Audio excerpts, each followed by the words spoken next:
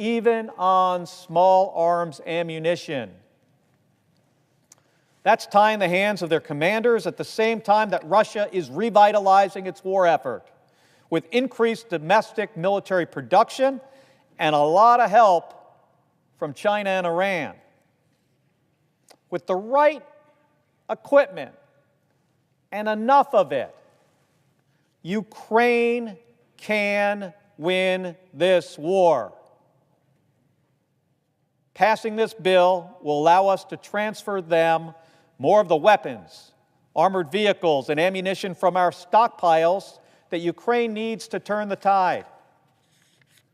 And then we will be able to replenish our own stockpiles with modern equipment to deter our adversaries from testing us any further. This is a win-win for us. At a very dangerous time, this is what we must do to prevent further destabilization and conflict that will cost us more in the end. I know that a majority of my colleagues agree with me. Let's not wait any longer. Let's not wait a day longer. Let's get this done right now and show the world that the United States continues to lead, continues to stand by our allies, and continues to be the strongest force for peace and stability in the world. Thank you, Madam President, and I yield the floor.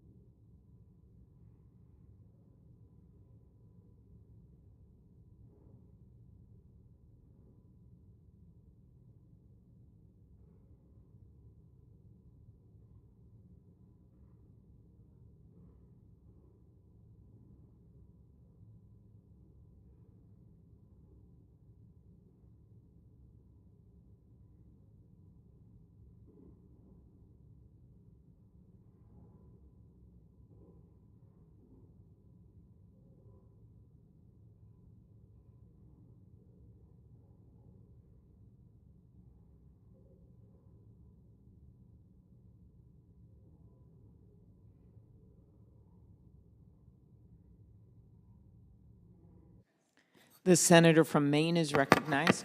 Thank you, Madam President. Madam President, I rise to urge my colleagues to strongly support the National Security Supplemental Appropriations Package before us. This important legislation, which was approved overwhelmingly by the House of Representatives, reflects in many ways the bipartisan bill that Chair Murray and I negotiated and the Senate passed in February by a vote of 70 to 29. Madam President, this bill would strengthen our military's readiness, rebuild our defense industrial base, and assist our partners and allies at a volatile and dangerous time in world history. The national security package before us totals $95 billion. 71% of that funding, $67 billion, is defense funding. It will be used to continue vital U.S. military support to Europe and the Middle East, where our partners and allies are under attack by authoritarian regimes, rogue states, terrorists, and other extremists. It will expand and modernize U.S. defense production capacity. It will replenish our own stockpiles with updated, more capable weapons and equipment. And, Madam President, it will strengthen the U.S. submarine industrial base. In the past few months, I have received briefings from two combatant commanders, General Kurilla of the U.S. Central Command and Admiral Aquilino of the U.S. Indo-Pacific Command. Each of them has told me that this is the most dangerous global environment that they have seen. One said in 40 years, the other said in 50 years. The point, Madam President, is the threats that the United States faces from an aggressive Iran and its proxies, an imperialistic Russia, and a hegemonic China are interconnected. How we respond to one affects how the other will operate. They require a strong response. The package before us provides the resources to address each of those threats. And let me take just a few moments to highlight some of the bill's key components. With regard to Iran and its proxies, earlier this month, as we are all painfully aware, Iran attacked Israel with more than 300 drones and missiles. Thanks to the U.S. Navy's heroic response in assisting Israel, as well as the great coordination and response from our allies and partners, fewer than 1% of Iran's weapons reached their targets in Israel.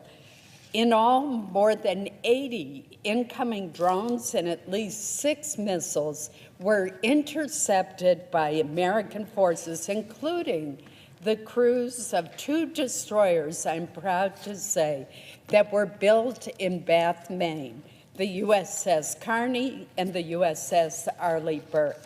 But let us make no mistake about what was going on with this attack. Iran fully intended to kill as many Israelis as possible and to cause horrific damage. It was only the skill, the bravery, and the precision of Israel, the United States, the United Kingdom, France, Jordan, and Saudi Arabia that prevented that from happening. Madam President, this national security package includes $2.4 billion to support the ongoing U.S. Central Command operations in the Middle East, such as those that I've just mentioned, but also to keep open vital shipping lanes and to protect commercial ships from all over the world from attack as they are transiting. It also includes $4 billion to replenish Iron Dome and David Sling air defense systems, which have proven to be so critical to Israel's self-defense, as well as $1.2 billion for Iron Beam, a promising new air defense capability. This legislation would also provide vital assistance to Ukrainians battling a brutal, unprovoked Russian invasion, and I know how strongly the presiding officer feels about this issue, as do I.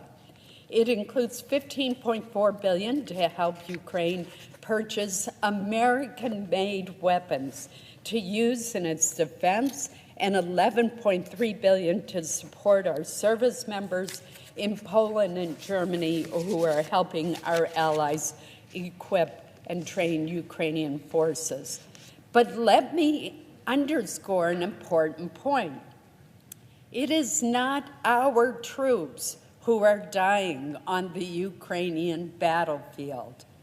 It is the Ukrainians who are bravely defending their country. If, however, Putin is allowed to succeed in Ukraine, he will continue to pursue his goal of recreating the former Soviet Union. He's made no bones about that. He has said that repeatedly. In my judgment, he would likely seize Moldova next, again invade Georgia, as he did in 2008, continue to menace the Baltic nations and threaten Poland. And then our troops would be involved in a much wider European war because Putin would be ultimately attacking our NATO allies. The funding in this package aims to prevent such an outcome by supporting Ukraine as it defends itself against Putin's aggression. And, Madam President, let me debunk a myth that I keep hearing over and over again, and that is that the Europeans somehow are not doing their part in helping to equip Ukraine. That is just inaccurate. I have a chart that I used a few months ago when the supplemental was on the floor that ranked our European allies. Well, today, Madam President, the United States would be even further down on this list, which measures security assistance to Ukraine as a percentage of GDP of that nation. Today, we rank 16th on that list. In other words, 15 other countries, Estonia, Denmark, Latvia, Lithuania, Finland, Poland, Sweden, North Macedonia, Albania, Romania, the Netherlands, Norway, Germany, the Czech Republic, and the United Kingdom are all spending more of their GDP to help Ukraine than we are. And I think that is such an important point. And yet we hear over and over again by those who are opposed to assistance that the Europeans are not doing their part. They are clearly doing their part. With regard to the Indo-Pacific, this package would help deter menacing China, whose navy now exceeds the size of ours. And in the budget that the president just sent up, that would only grow worse, since the president is requesting the lowest number of new ships in 15 years, and we cannot allow that to happen. This legislative package also includes $1.9 billion to replenish U.S. military inventories transferred under Taiwan Presidential Drawdown Authority, as authorized by last year's National Defense Authorization Act.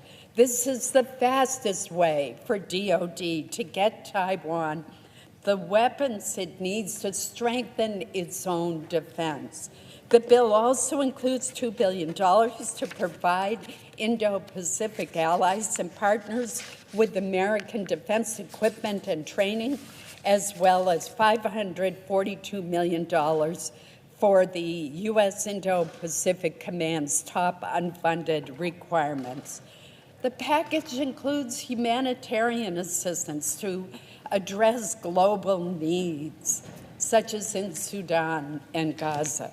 It prohibits, however, funding from being provided to the UN Relief and Works Agency, known as UNRWA, which employed several terrorists who participated in the October 7th attack on Israel. Finally, I want to note that this bill includes the Fend Off Fentanyl Act, which I am proud to be a co-sponsor of. This bill would help disrupt the flow of fentanyl into the United States, including by requiring the president to sanction criminal organizations and drug cartels involved in trafficking fentanyl and its precursors. We are losing too many of our family, friends, co-workers, neighbors to this scourge, and we must be more aggressive in combating it. And I thank my colleague, Senator Tim Scott, for his leadership on this piece of the package. Madam President, I once again call on my colleagues to recognize the perilous times in which we are living and vote for this essential national security legislation. We must pass it without further delay. Our adversaries are watching. With our vote on this package, let us send them a strong message. Terrorists will not succeed in wiping Israel off the map. Authoritarian states will not be allowed to invade their free, independent, and democratic neighbors without consequences. And this Congress, despite its divisions, will come together to ensure that the United States and its military have what they need to stand tall, firm, and beside our allies. Thank you, Madam President. Madam President? Senator from Washington is recognized. Madam President, I ask unanimous consent. I be recognized for up to 10 minutes. Senator Schmidt be recognized for up to 5 minutes. Senator Lee be recognized for up to 10 minutes. And Senator Sanders be recognized for up to 2 minutes prior to the scheduled votes. Without objection. Thank you, Madam President. Madam President, I have been warning for months about the need to meet this moment of global uncertainty and chaos with a robust national security supplemental. Not delay, not half steps, but investments that show the world we are serious about standing by all of our allies, providing humanitarian aid, and maintaining America's leadership on the world stage, which is why I'm glad the House sent us legislation that includes every pillar of the package we passed overwhelmingly here in the Senate. And I hope now we can all come together to pass these policies once again. We cannot send the message that division has won out against action, that isolationism has won out against leadership, because the challenges that we face and that our allies face are immense, urgent, and interconnected. Putin is waging a brutal invasion of Ukraine, which is running low on supplies. The war between Israel and Hamas threatens to escalate into a far more dangerous regional conflict. Civilians caught in conflict desperately need food, water, medical care, and other humanitarian aid. And the Chinese government is making aggressive moves to grow its influence in the Indo-Pacific. Those are the stakes of this moment, as I have reminded my colleagues time and time and time again. Inaction cannot be an option. We need to meet this moment, address all the challenges before us, and show the world American leadership is still strong. I believe that strongly, and I know when push comes to shove, a clear majority of members on both sides of the aisle, both chambers of Congress, feel the same way. That's why I've come to the floor so many times over the past several months to lay out in painstaking detail how much is at stake, how crucial it is we meet this moment with a robust package that addresses the many interconnected challenges before us. It's why here in the Senate, we took action over 2 months ago now and overwhelmingly passed a bipartisan national security supplemental.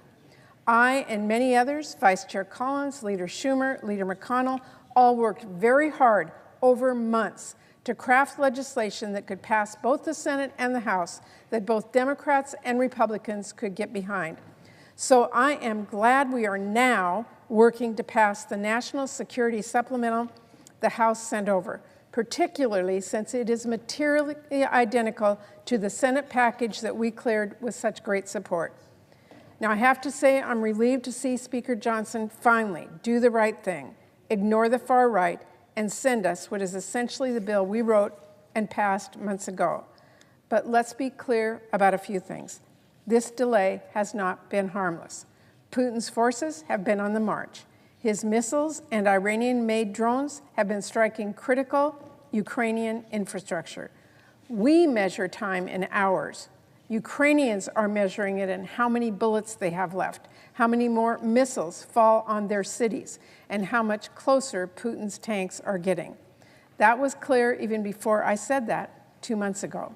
And the path forward, the path we are finally now on, was painfully clear because unfortunately, we've seen this movie before in debt limit negotiations and in funding the government.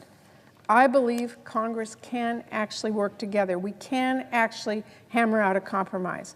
Not the bill either party would have written on their own, but one that gets the job done. And let's be clear, the package before us gets the job done. It gets aid to soldiers in Ukraine who are counting their bullets and wondering how long they can hold out. It gets support to Israel, which faces serious threats on all fronts. It gets support to our allies in the Indo-Pacific, where the Chinese government has been posturing aggressively. And it gets critical humanitarian aid to civilians in Ukraine, Sudan, and Gaza, including kids who are caught in the crossfire, who are in desperate need of food and water and medical care. That was a red line for me. I pushed hard at every stage of this to make sure we provide humanitarian aid. At every stage of these negotiations, I made clear Congress will not advance a supplemental that fails civilians. I will not let us turn our back on women and children who are suffering and who are often hit hardest by the fallout of chaos and conflict. Madam President, at a time when the world is watching and wondering if the U.S. is still capable of meeting the challenges before us, if we are still united enough to meet them, this package won't just send aid, it will send a message. It will show our allies our word is still good, and we will stand by them in times of need. It will show dictators that our warnings are serious, and we will not let their flagrant attacks go unchecked. And it will show the world that American leadership is still alive and well, and we are still a strong protector of democracy and provider of humanitarian aid. That's a message that's well worth sending, now more than ever. So I wish we were able to wrap this up much sooner. I'm glad we're at this final threshold now. I urge my colleagues to vote yes on the final package. And before I wrap up, Madam President, I absolutely have to recognize some of the people who have worked incredibly hard to get us here today. It starts with my Vice Chair on the Appropriations Committee, Senator Collins, and our House colleagues, former Chairwoman Granger, Ranking Member DeLauro, and Chairman Cole, and their staffs for help getting this package through the House. It includes Leader Schumer and Leader McConnell as well, and the House Leader Jeffries and Speaker Johnson. We also would not have gotten here without members from both sides of the aisle coming together, understanding this is a moment we cannot leave our allies behind, and then all pulling in the same direction so we can deliver support to our allies in Ukraine, Israel, and the Indo-Pacific, humanitarian aid to civilians, and that message to the world. And most importantly, we wouldn't have gotten here without the tireless work of our dedicated staff. The stakes have been high, the nights have been very long, and the men and women working to get this package together and get it across the finish line have absolutely risen to the challenge. So, Madam President, from Vice Chair Collins' team, I want to recognize Betsy McDonnell, Matt Giroux, Ryan Caldwell, Paul Grove, Viraj Marahani, Lindsay Garcia, Patrick Magnuson, and Lindsay Seidman for their hard work. And I owe a huge thanks to many members of my excellent team. So excuse me for one moment. I know it's a list, but every one of them deserves recognition and for us to all hear who they are. So from my team, I want to thank Evan Schatz, John Ryder, Carly Rush, Kate Kaufer, Mike Clementi, Robert Leonard, Ryan Pettick, Abigail Grace, Bridget Kolish, Gabriela Armanda, Katie Hagan, Kimberly Segura, Laura Forrest, Alex Carnes, Drew Platt, Callie Faramund, Sarita Ivanka, Doug Clapp, Jennifer Baker-Polay, Aaron Goldner, Cammie White, Elizabeth Latham, Jim Daument, Michael Dominguez, Jason McMahon, Mike Gentili, Ben Hammond, Valerie Hutton, and Dylan Stafford. I know there are many others as well, including House staffers, who have worked tirelessly on this. I want to personally thank each and every one of them. Madam President, we hammer out a lot of meaningful bills here. Just about every bill we passes touches the lives of the American people directly, every one. But if I have said before, in this moment of global uncertainty, the balance of world power and the strength of American leadership are at stake. So I am deeply grateful to every member, every staffer, and every person who came together to make sure we pass that test by passing the resources that are so clearly needed. Thank you, Madam President. I reserve the balance of my time. Thank you. Madam President. Senator from Missouri is recognized. Thank you, Madam President. I'll speak just a moment. And I know that we're going to, as the day goes on, I'm sure we'll have a mutual admiration society of the Wilsonian view that permanent Washington has about foreign policy of this country. So I do not wish to speak about that at this time. And I do believe that view is on a collision course with history and the will of the American people. But I rise to speak about sort of the process of the Senate, where we're at, how we got here, and to quote a famous St. Louis and Yogi Berra, it's like deja vu all over again. Here we are debating, Senator Lee, my friend from Utah, has a motion to table, essentially Senator Schumer's effort to fill the tree. And so to the American people who are watching or listening or being reported upon, that means that the majority leader of this chamber is boxing out everyone. That's right. The 99 other people who were elected by an entire state to advocate for their interests don't get a say. They don't get to offer an amendment. They don't get to say, I would like to build a unique coalition with either somebody from my own party or somebody on the other side of the aisle on something we might agree upon. I think the world's most deliberative body has been reduced to kabuki theater. There's no uncertainty ever. The only time, and this is the cold hard truth to my friends in the gallery, the only time you get to offer an amendment in this place is if it's sure to fail. Think about that. Senator Schumer won't allow United States senators to offer ideas unless he knows they will fail. And so to my Republican and Democrat colleagues who may be watching on TV or their staff, it doesn't need to be that way. This is perhaps one of the most obstructive measures that the majority leader employs, and I don't pretend it's just him. I think one of the things that all of us have to look in the mirror about is whether or not that's what we want this place to be. If we think that, Mr. President, you and I, we've come together on an issue that affects both of our states, we should be allowed to offer those things up. We don't get a chance to do that.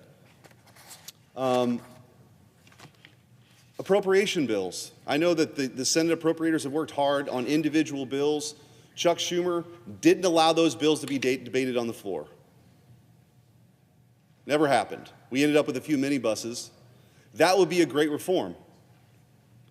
And how about, instead of every hour, maybe you show up, or what if we sat in our seats and actually voted on this stuff for 4 or 5 hours? We could get through a lot, but the senator from New York is allergic to work unless he can control the outcome. Or say, if you object now, everyone has to, they change their plans last minute. Or if you don't support this without an opportunity to affect it, you're against, pick the poison. You want to shut down the government. Or you're for Putin. All these ridiculous things that get thrown out here. Open it up. And I'll tell you why it won't happen, because it's a real threat.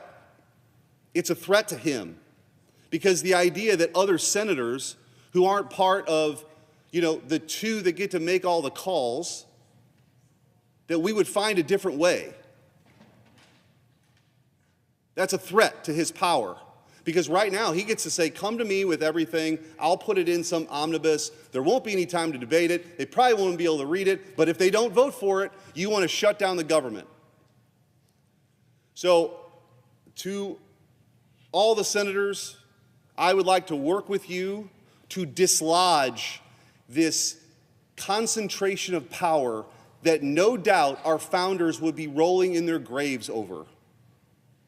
This diffusion of power that's defined by our separation of powers and federalism was meant to spread it out, to protect individual liberty. It certainly was never intended for one person in the Senate who can always be recognized and, like last week, did something that had never happened in the history of our republic, which was to dismiss articles of impeachment, even though we're supposed to have a trial.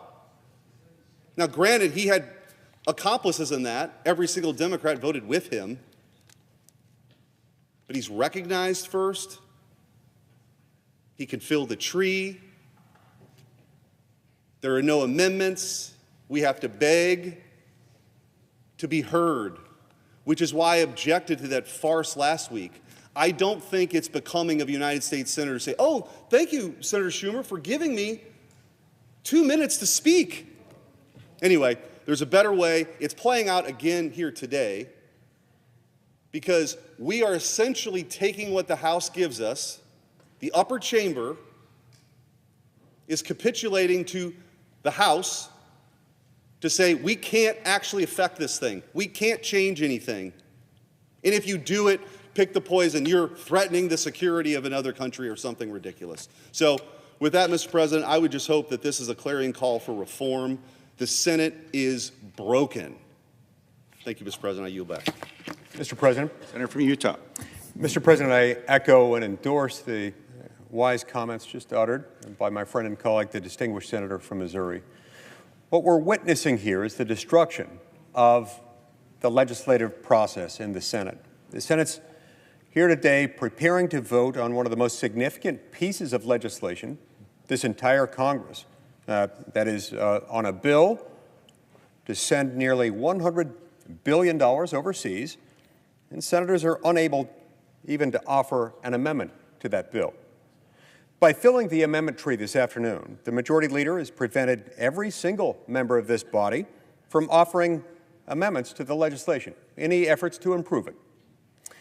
If we want to have any amendment considered, we have to beg the majority leader to let it come before the full Senate for a vote. Now, you may remember that just a couple of months ago, we were in a very similar position on a very, very similar bill. Senator Schumer promised a fair and open amendment process on the National Security Supplemental in February of this year.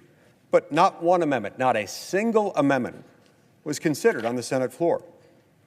Republicans filed over 150 proposed amendments to improve the bill, but not one vote on a single one of those amendments or any other was allowed. Why? Why? Well, Senator Schumer blocked every amendment from even being considered by filling the amendment tree.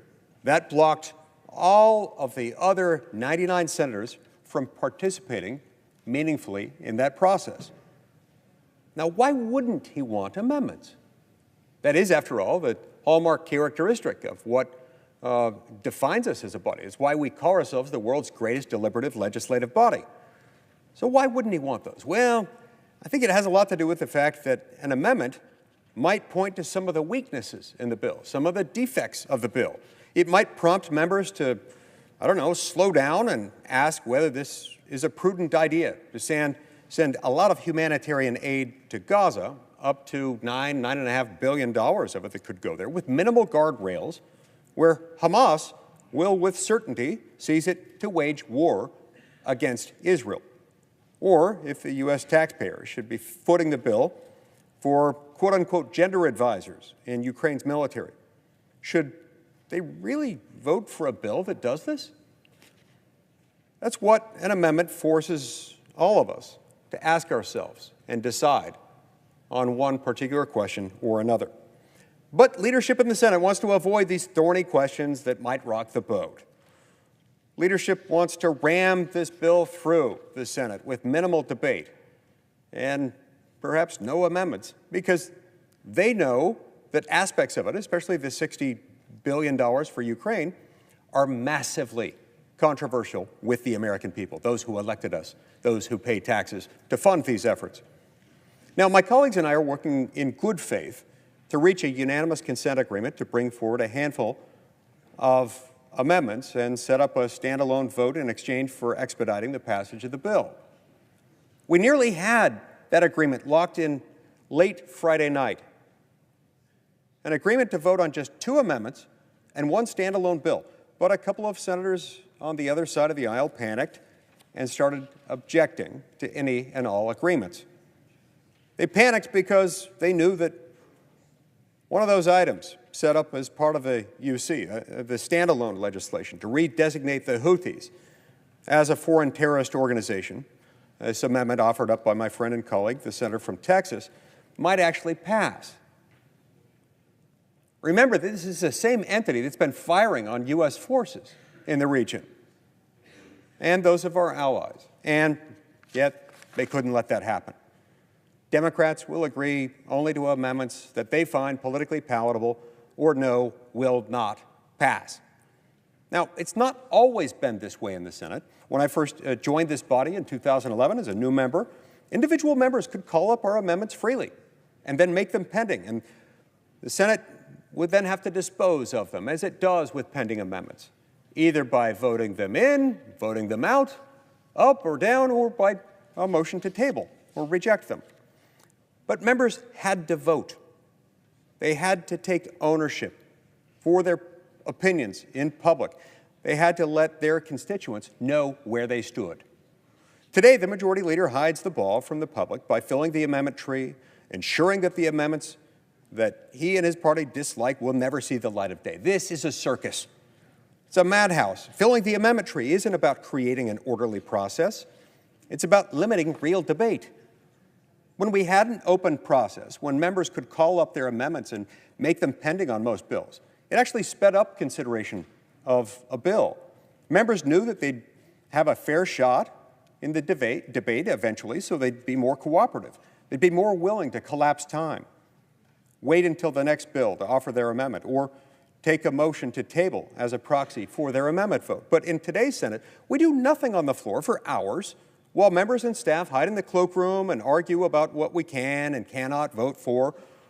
They twist arms, pressure members in private, and make assurances they can't and don't intend to keep, saying that, oh, you'll get the amendment in the base text of the next bill, or you'll get it as a freestanding measure another time, and then they shrug their shoulders when it just doesn't work out. Why not have these debates in public? Why not allow our senators and their constituents to know what's going on? Well, it's because the majority leader doesn't want to give up control. Sadly, while the Democrats pioneered this change in the amendment process, Republican leadership chose to tolerate the practice and even continue it while we were in the majority by filling the amendment tree so that no one could offer an amendment without the leadership's blessing. For both sides, it is about control. It's about protecting members from voting, the very thing we all came to this body to do. On the Republican side of the aisle, our aspiring leaders need to ask if they want to perpetuate this awful trend. Will they tolerate blocking out members, including members of their own party, from offering amendments? Will they continue to lock down the floor? Will they continue to disenfranchise members and, more importantly, those they represent by preemptively blocking them from exercising their procedural rights? Or will they finally stop this barbaric practice of filling the amendment tree? Will they let members make their amendments pending so that senators must actually debate and vote? Republicans need to ask these questions of anyone desiring to lead our conference. Thank you, Mr. President. Mr. President, Senator from Vermont. I rise in the unusual position of supporting Senator Lee's effort to open this bill up to amendment votes. I don't often agree with Senator Lee. I know that it is a radical idea, but maybe in the greatest deliberative body in the world, we might, on rare occasion, actually have debate and votes on major issues. To that end, I plan on offering two very important amendments to this legislation. Members can agree with me on these issues or disagree, but they should be voted upon. My first amendment would ensure that we are not providing any more offensive military aid to Netanyahu's war machine while he continues to violate U.S. and international law. This amendment would not touch funding for the Iron Dome or other purely defensive systems, but it would end aid to a war machine which has already killed 34,000 Palestinians and wounded 77,000, 70% of whom are women and children. And right now, as we speak, hundreds of thousands of children face starvation as a result of that war machine. Poll after poll shows that the American people are sick and tired of seeing their taxpayer dollars support the slaughter of innocent civilians and the starvation of children. And while there is strong Republican support for ending aid to Netanyahu's war machine, the support, I should tell my Democratic colleagues, is overwhelming. The second amendment that I'm offering would remove the prohibition on funding for UNRWA, the backbone of the humanitarian relief operation in Gaza, and the only organization that experts say has the capability to provide the humanitarian aid that is desperately needed. Israel has alleged that 12 UNRWA employees out of 30,000 were involved in the Hamas terrorist attack on October 7th. That is being investigated. I ask for 30 seconds. U.S. unanimous consent for 30 seconds? Without objection. That is being investigated, and it should be. But you don't allow thousands of children to starve because of the alleged violations and actions of 12 people. Bottom line, we are debating one of the most serious issues we have faced in a long time. The American people want us to vote and debate these issues, and we should be able to do so. With that, I yield. Thank you. Mr. President, Senator from Washington. a bipartisan majority has been working for months to get this aid across the finish line, and after so long, we finally are at the threshold. Any further delays will waste time we do not have, that our allies do not have. That's exactly what this motion is. We need to get this bill passed ASAP.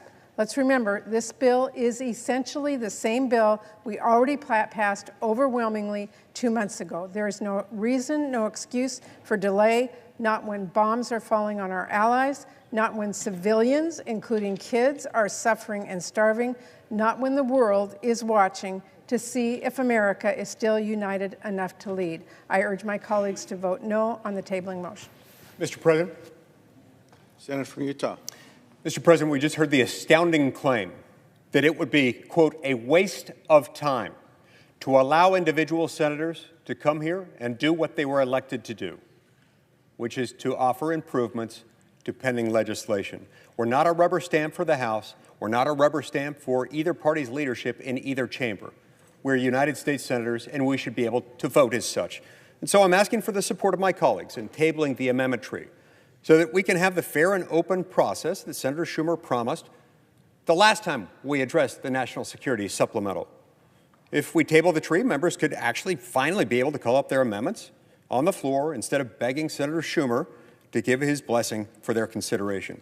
If you support a fair and open amendment process, if you want to improve the bill, you should support my motion to table. This will not create the post-apocalyptic hellscape that those in leadership would have us believe will ensue. There will not be dogs and cats living together in the streets, nothing out of the book of Revelations. We will just find ourselves in a position of being able to do our job. To that end, Mr. President, I move to table the motion, to refer, and I ask for the yeas and nays. Is there a sufficient second? There appears to be. Clerk will call the roll.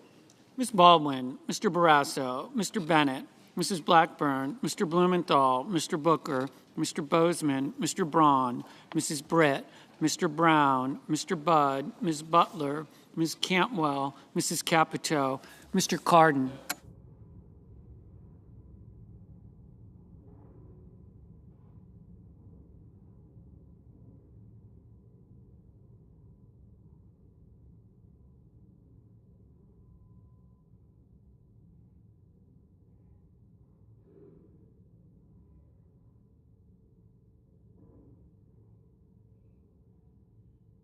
Mr. Carper.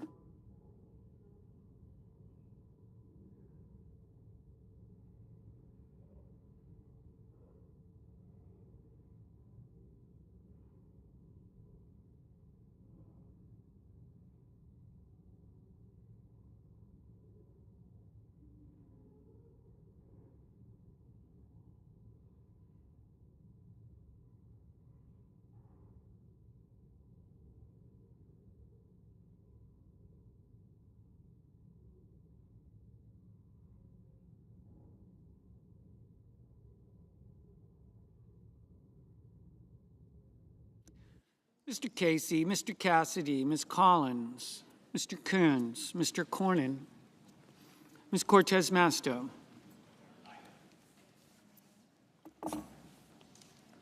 Mr. Cotton, Mr. Kramer, Mr. Crapo,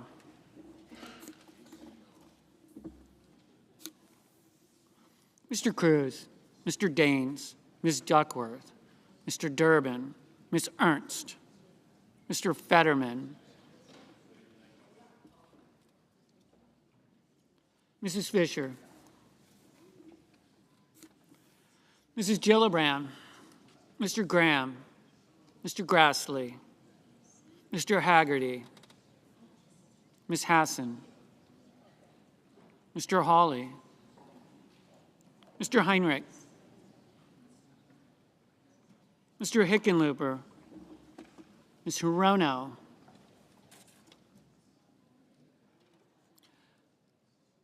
Mr. Hoven, Mrs. Hyde-Smith, Mr. Johnson,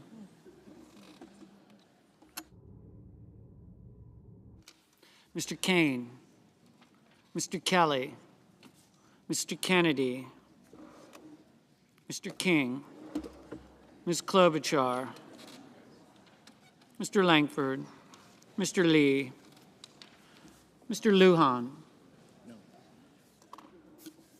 Ms. Lummis,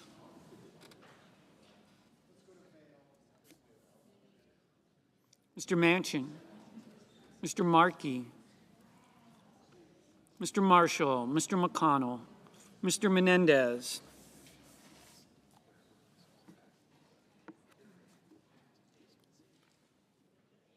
Mr. Merkley, Mr. Moran, Mr. Mullen, Ms. Murkowski, Mr. Murphy, Mrs. Murray, Mr. Ossoff, Mr. Padilla, Mr. Paul, Mr. Peters, Mr. Reed, Mr. Ricketts, Mr. Risch, Mr. Romney, Ms. Rosen, Mr. Rounds, Mr. Rubio, Mr. Sanders, Mr. Schatz, Mr. Schmidt, Mr. Schumer, Mr. Scott of Florida, Mr. Scott of South Carolina, Mrs. Shaheen, Ms. Sinema, Ms. Smith, Ms. Stabenow, Mr. Sullivan, Mr. Tester, Mr. Thune, Mr. Tillis, Mr. Tuberville, Mr. Van Hollen, Mr. Vance, Mr. Warner, Mr. Warnock,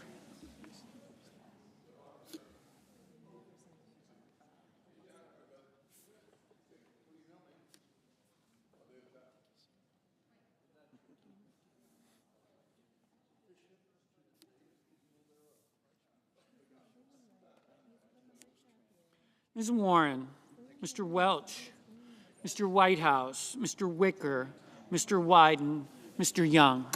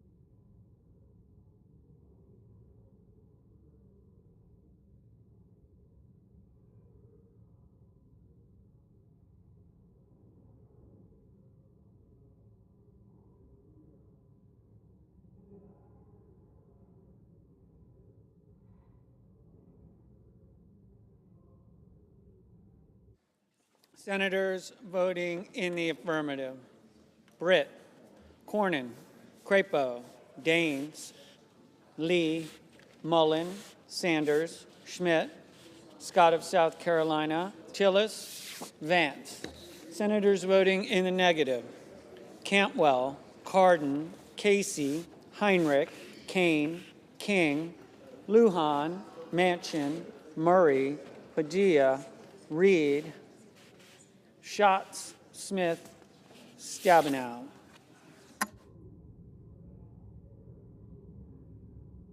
Mr. Durbin, no. Mr. Haggerty, aye.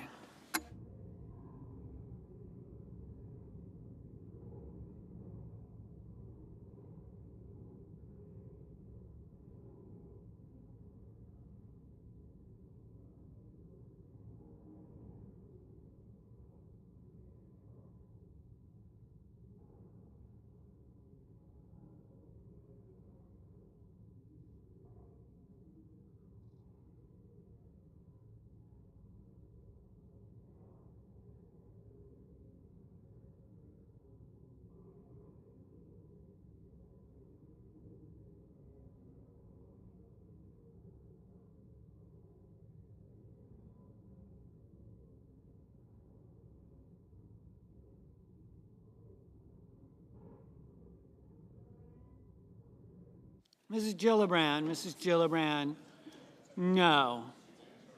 Mr. Barrasso, aye. Mr. Whitehouse, no. Mr. Wyden, no.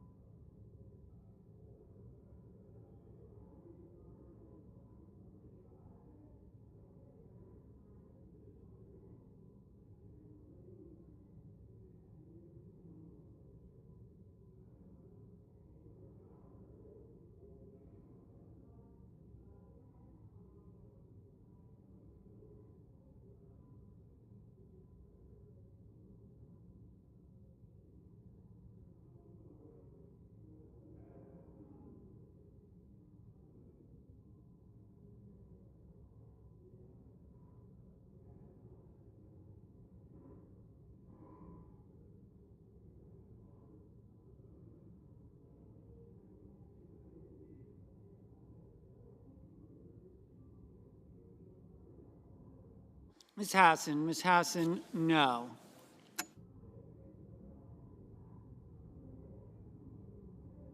Mr. Ossoff, no. Mr. Merkley, no.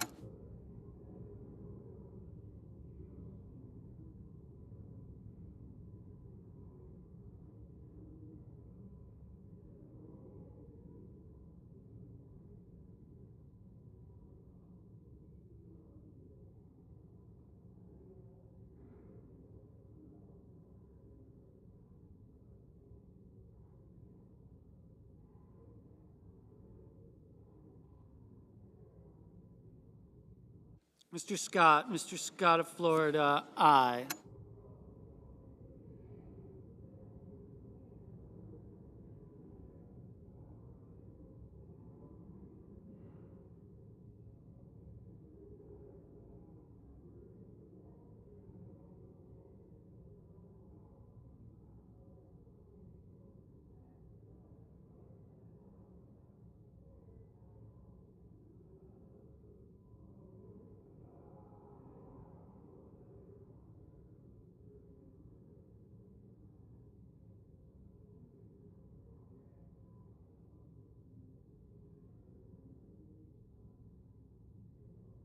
Mr. Thune, aye.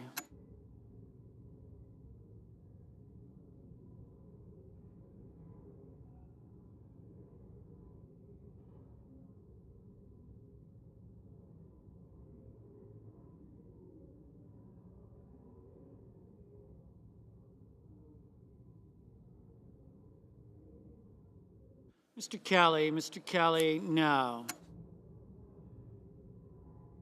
Mr. Graham, aye.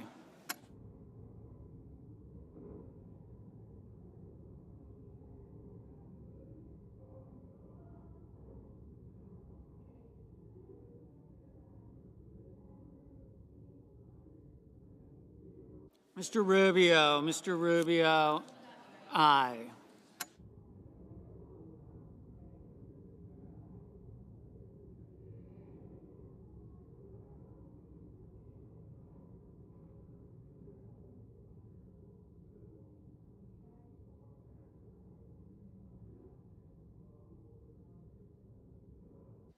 Mrs. Capito, aye.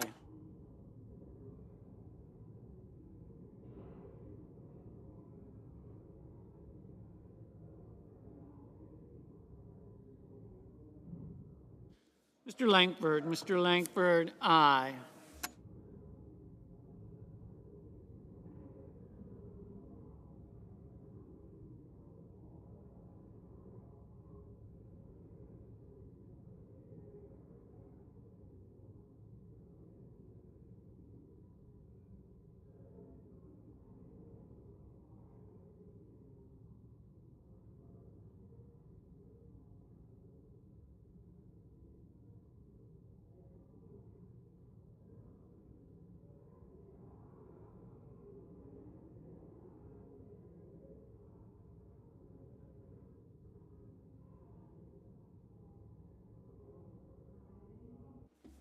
Mrs. Blackburn, aye. Mr. Cassidy, aye.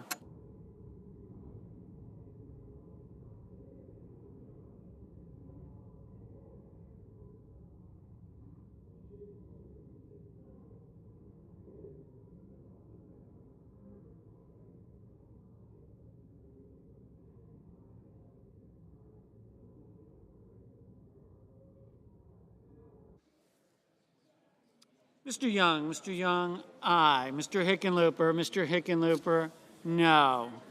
Mr. Risch, aye.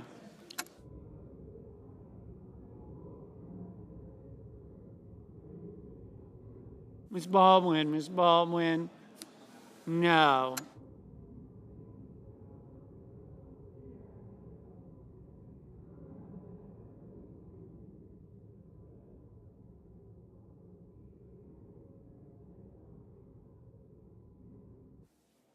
Ms. Rosen, no.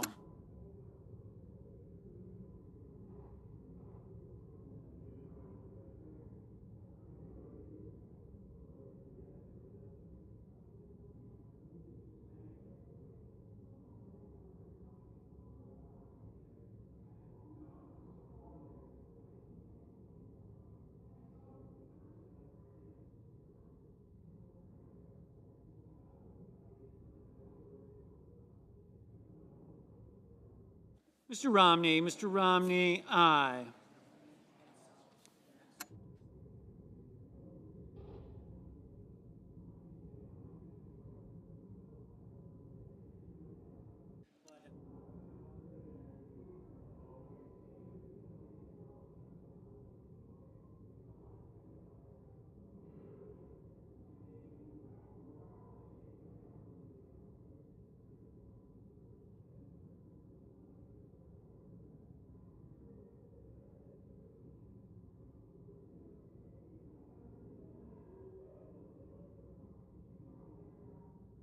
Mr. Welch, no. Mr. Warner, no.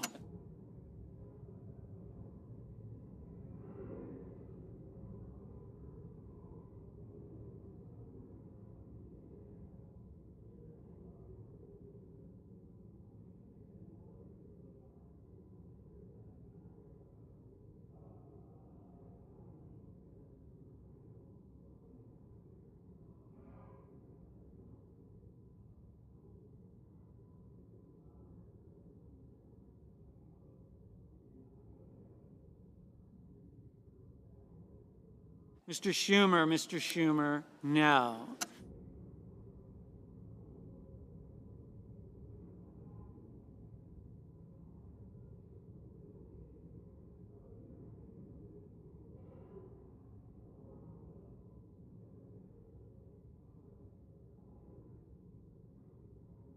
Ms. Warren,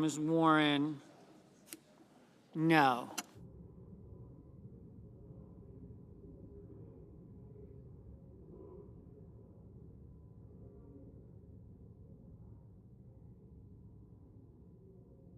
Ms. Klobuchar, no.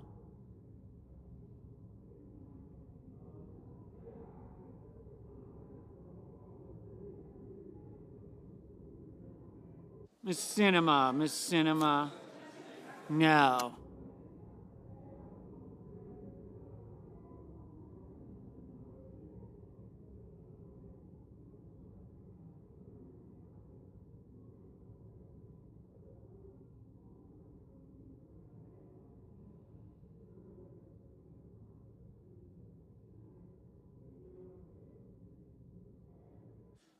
Mr. Johnson, aye.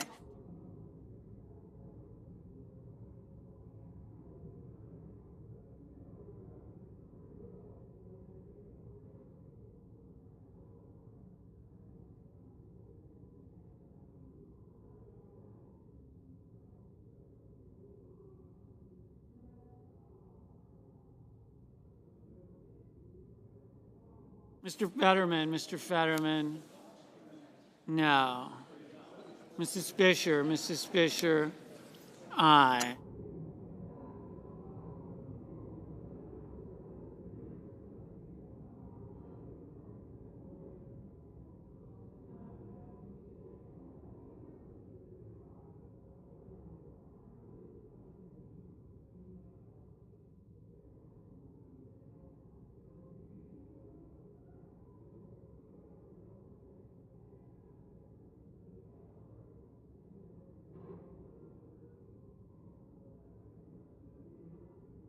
Mrs.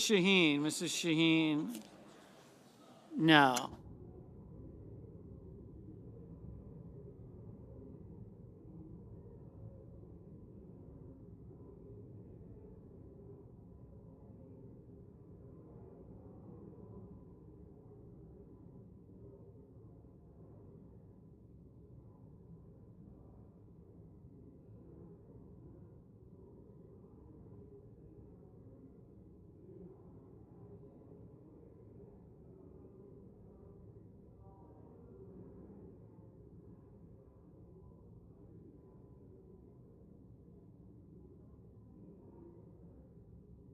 Mr. Tuberville, aye. Mr.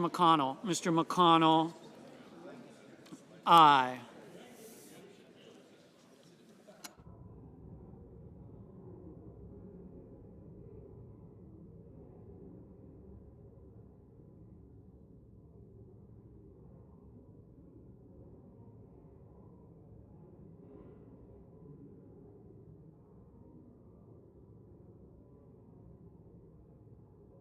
Mr. Tester, no.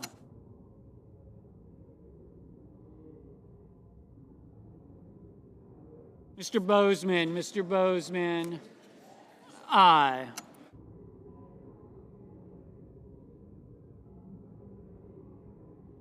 Mr. Booker, no.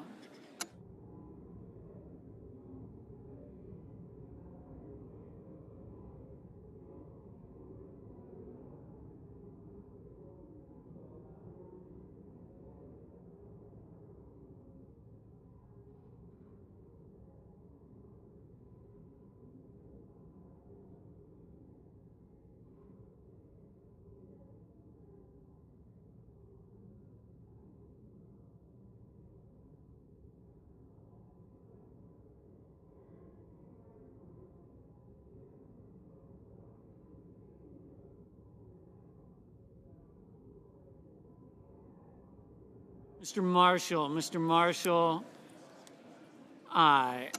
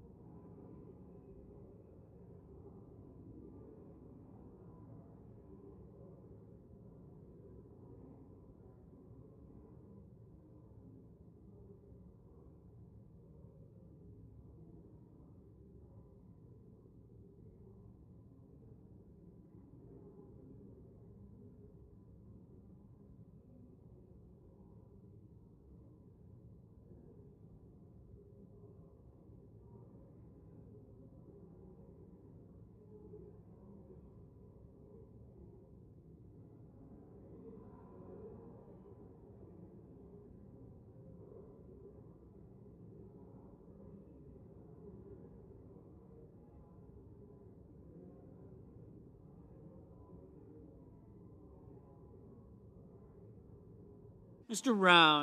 Rounds, aye. Mrs. Hyde Smith, aye. Mr. Peters, no. Mr. Cotton, aye.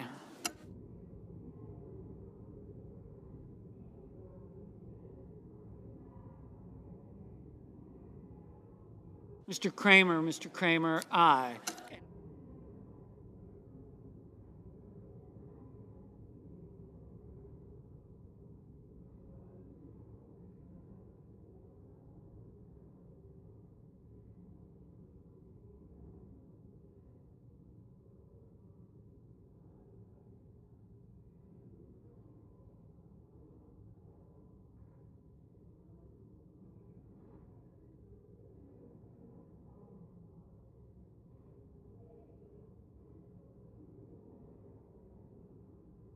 Mr. Braun, aye.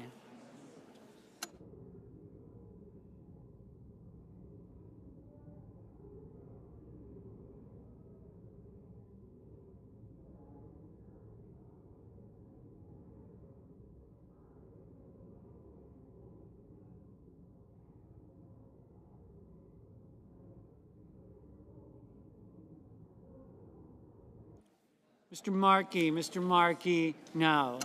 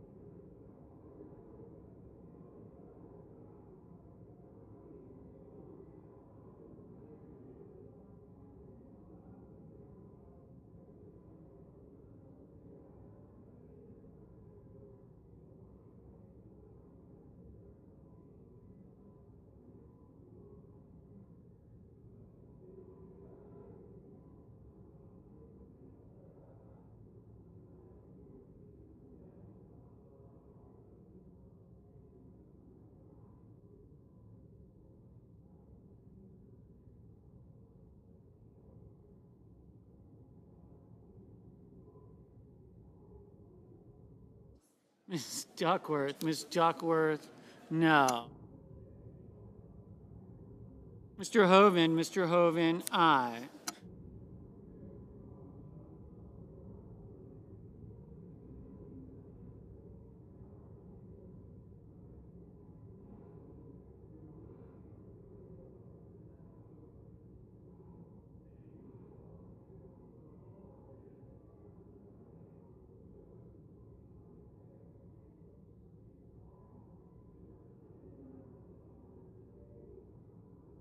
Mr. Wicker, aye.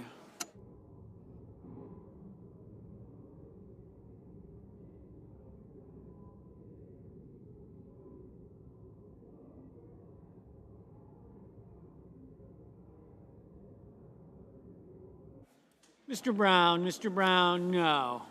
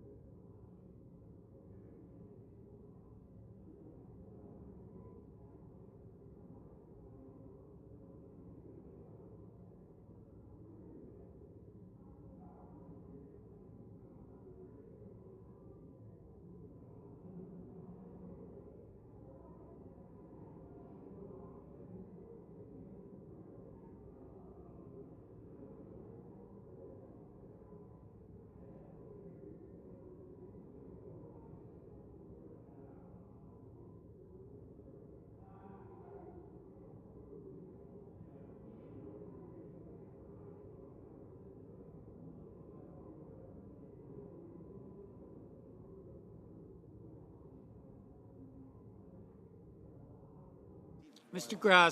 Grassley, aye.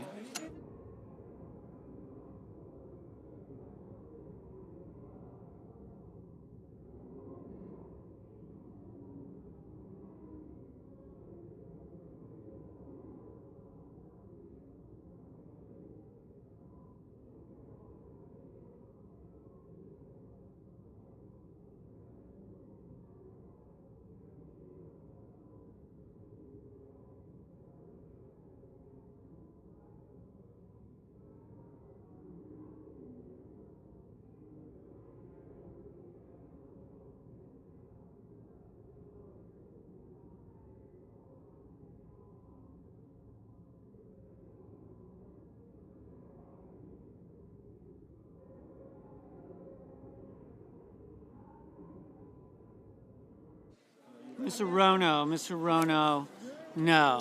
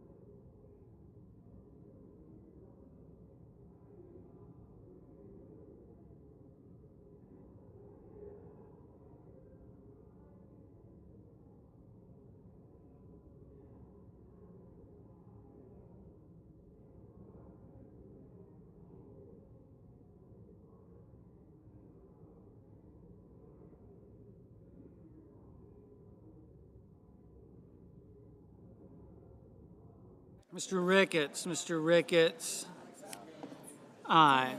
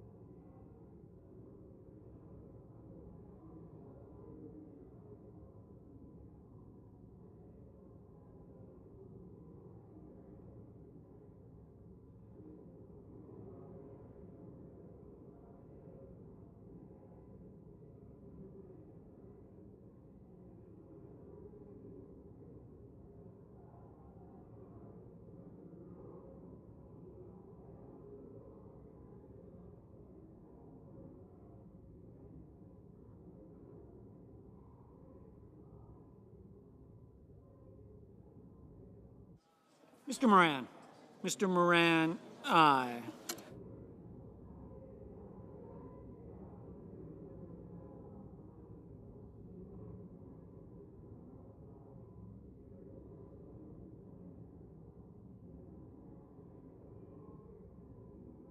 Ms. Ernst, aye.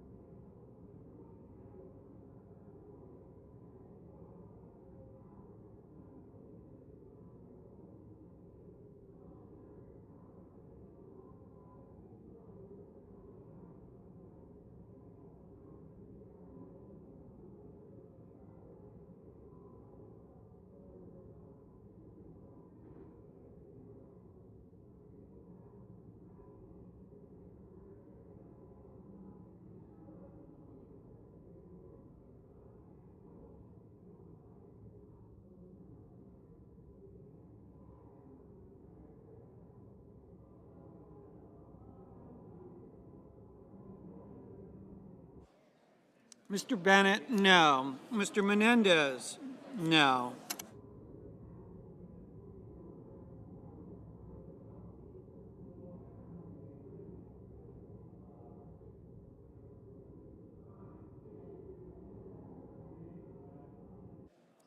Mr. Murphy, no.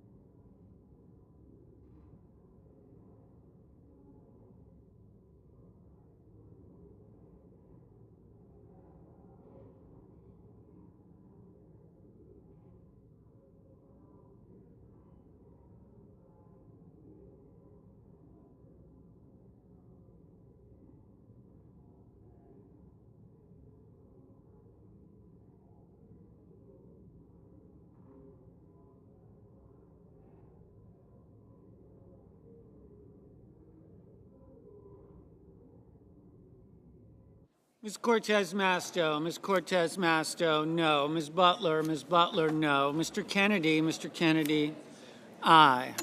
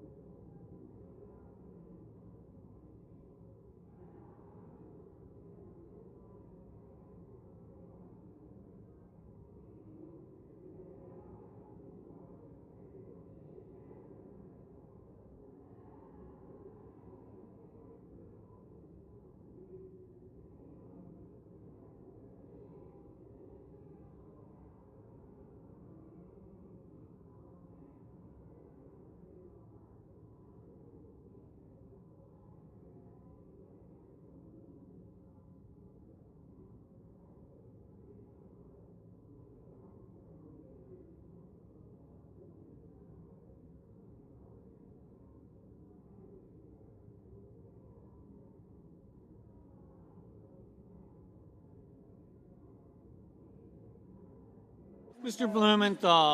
Blumenthal, no.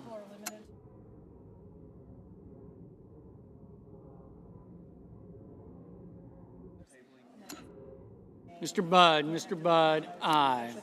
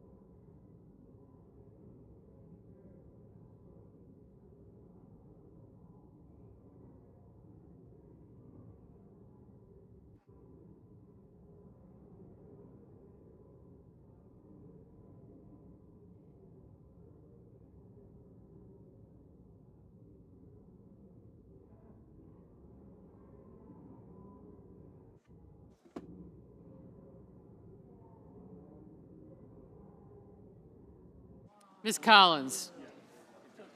Aye.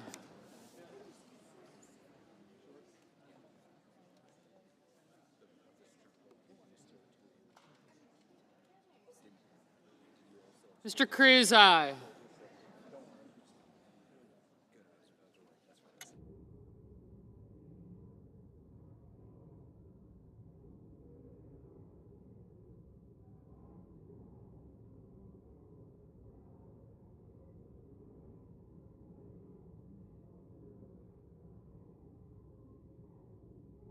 Mr. Van Hollen, no.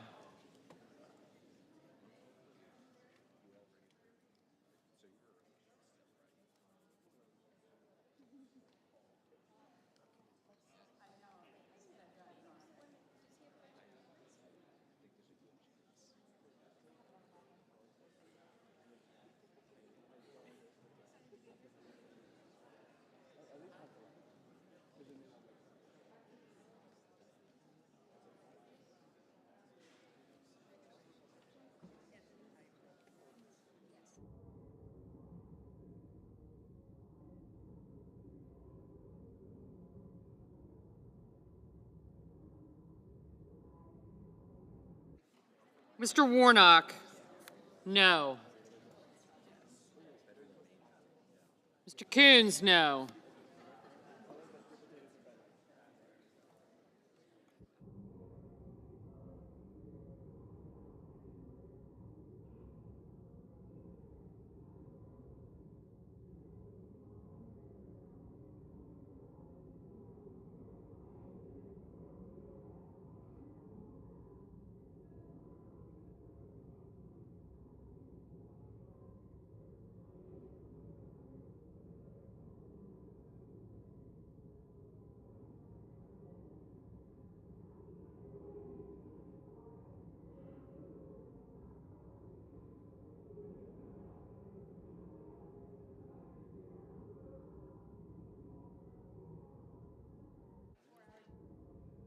Mr. Carper, no.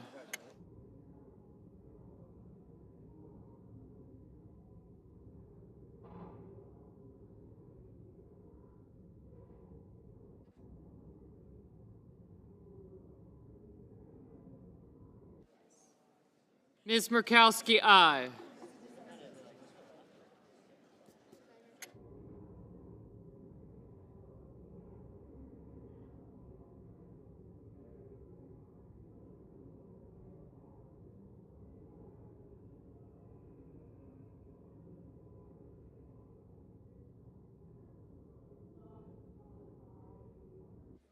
Ms. Lemus, aye.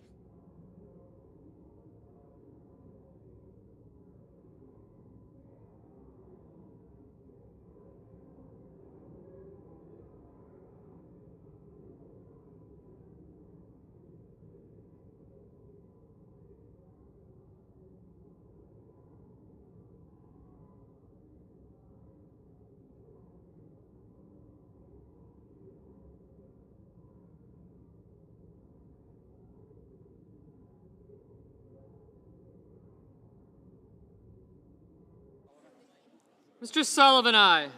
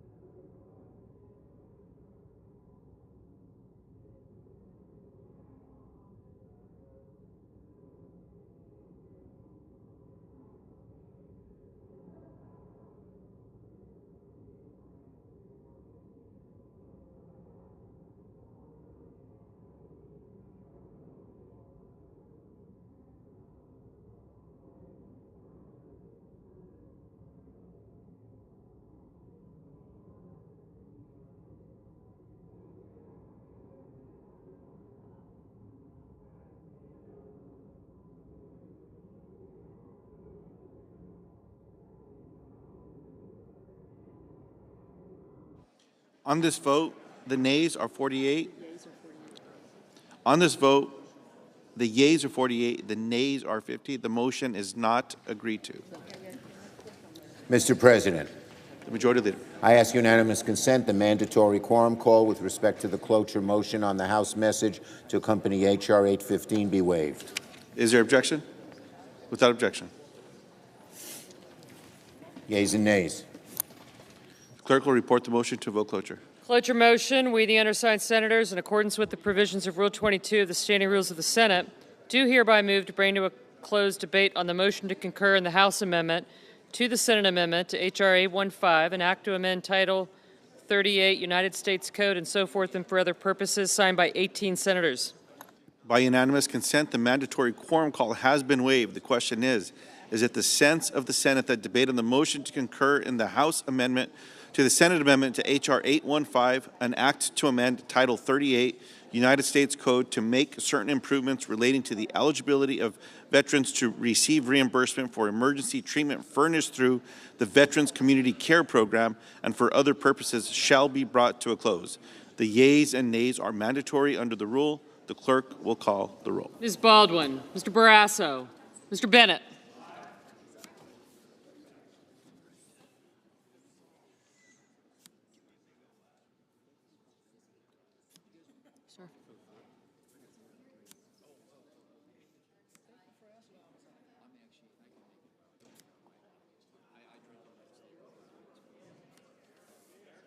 Mrs. Blackburn, Mr. Blumenthal, Mr. Booker, Mr. Bozeman. Gotcha. Mr. Braun, Mrs. Britt, Mr. Brown, Mr. Budd, Ms. Butler, Ms. Cantwell, thank you. Mrs. Capito, Mr. Cardin,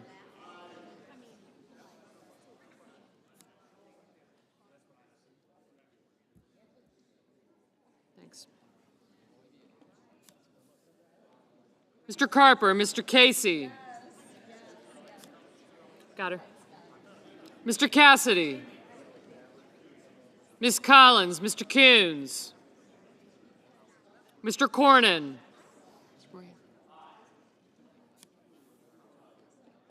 Ms. Cortez Masto, Mr. Cotton, thanks.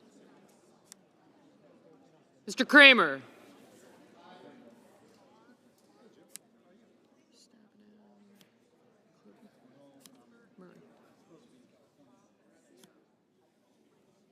thank you.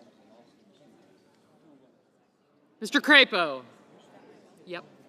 Mr. Cruz. Mr. Daines, Ms. Duckworth. Mr. Durbin.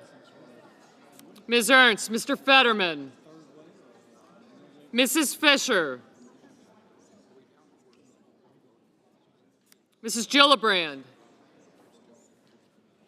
Mr. Graham. Mr. Grassley. Mr. Haggerty. Ms. Hassan, Mr. Hawley, Mr. Heinrich, Mr. Hickenlooper, Ms. Hirono, Mr. Hoven, Mrs. Hyde-Smith, Mr. Johnson, Mr. Kane,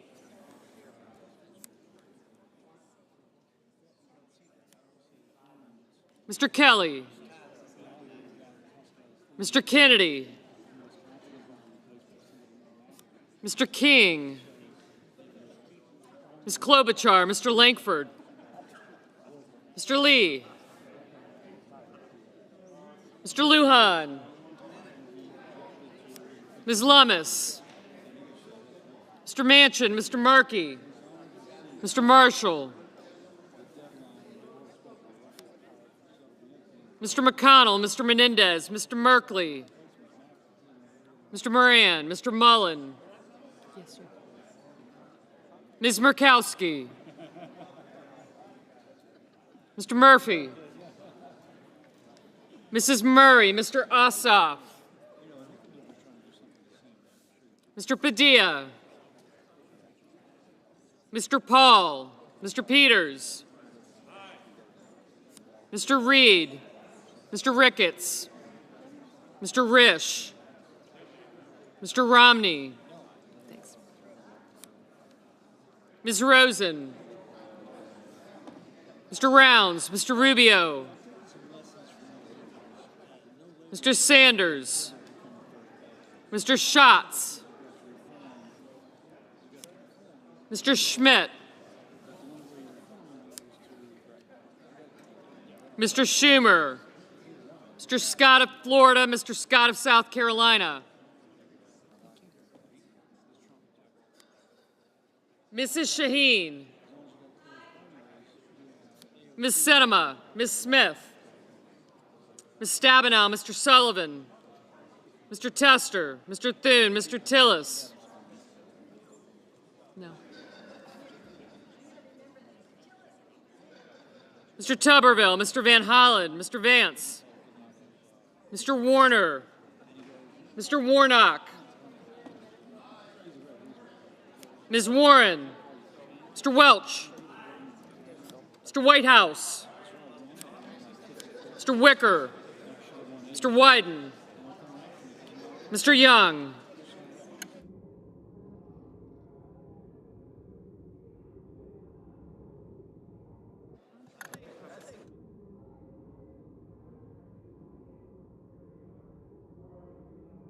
Senators voting in the affirmative: Bennett, Blumenthal, Bozeman, Butler, Carper, Cassidy, Collins, Coons, Kramer, Duckworth, Durbin, Ernst, Fisher, Graham, Grassley, Hickenlooper, Hirono, Hoeven, Hyde-Smith, Kennedy, Klobuchar, Lujan, Manchin, McConnell, Menendez, Moran, Murray, Ossoff, Peters, Reed, Rounds, Schatz, Schumer, Shaheen, Stabenow, Sullivan, Thune, Tillis, Van Hollen, Warnock, Welch, Whitehouse, and Wicker. Mr. Daines voted in the negative. Mr. Heinrich, aye. Mr. Fetterman, aye. Ms. Murkowski, aye. Mr. Cardin, aye. Mr. Kane, aye.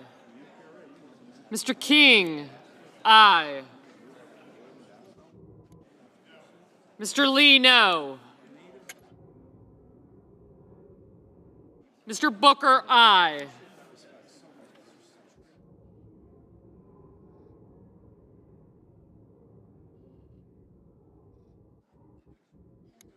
Mr. Cotton, aye.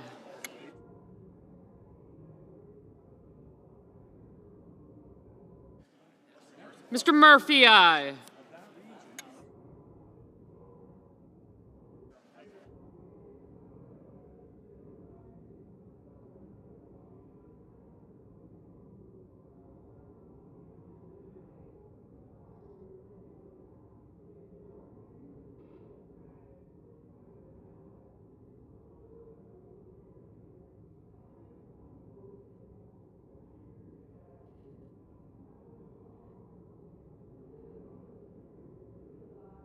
Mr. Budd, no.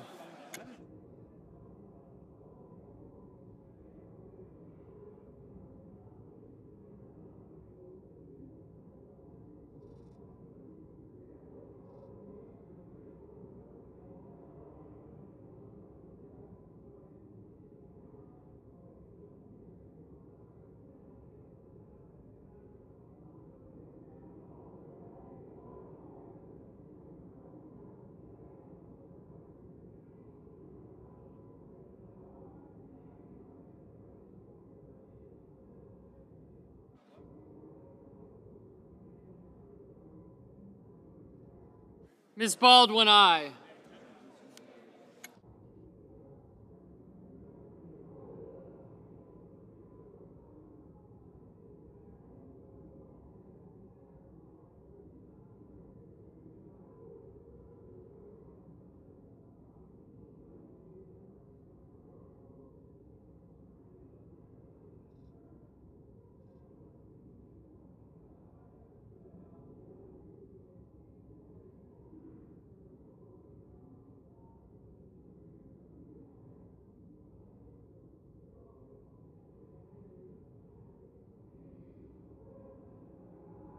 Mrs. Britt, aye.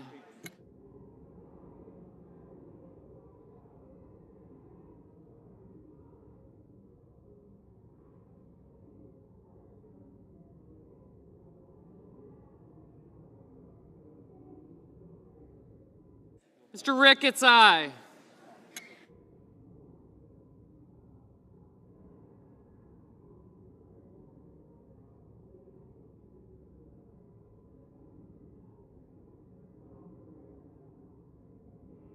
Mr. Tester, aye. Mr. Merkley, no.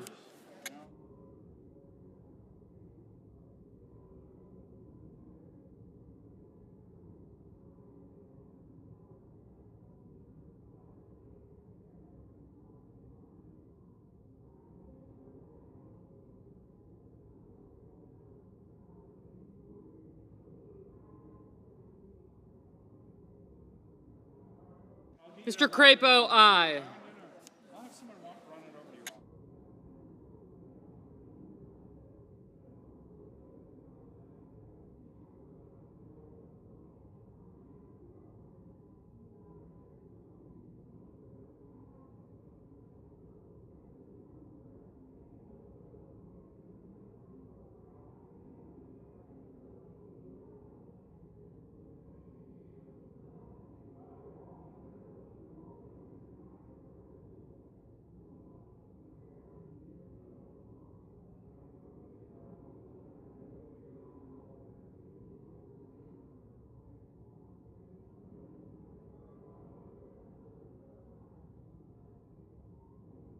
Mr. Langford, aye.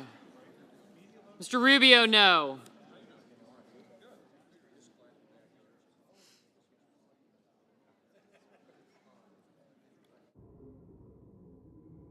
Mr. Hawley, no.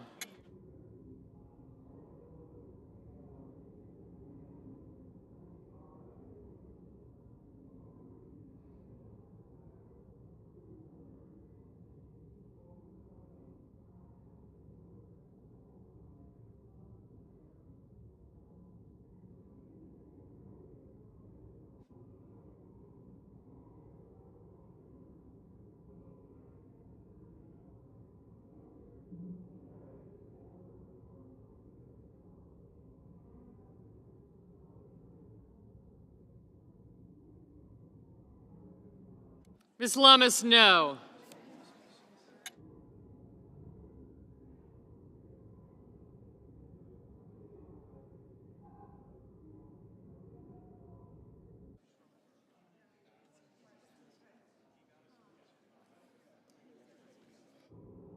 Mr. Risch, aye. Mr. Schmidt, no.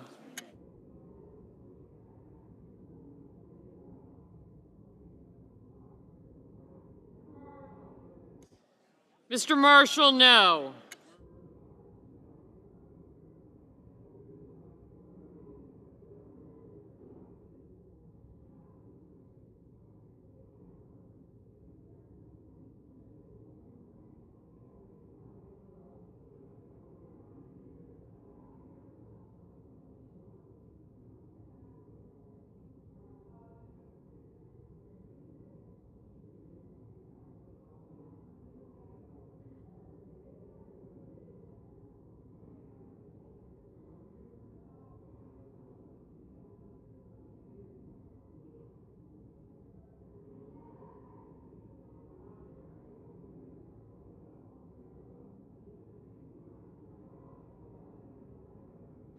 Mrs. Blackburn, no.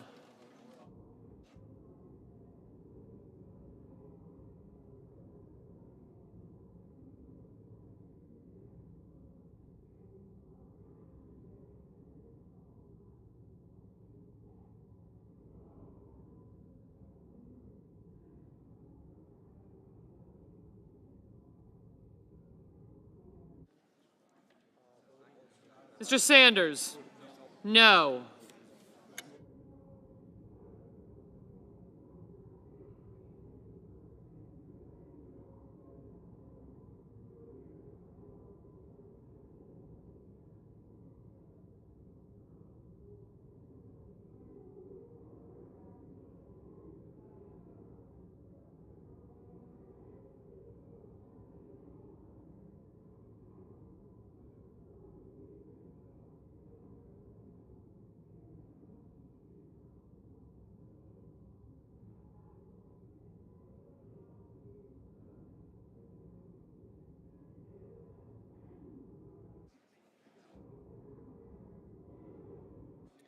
Ms. Cantwell? Aye.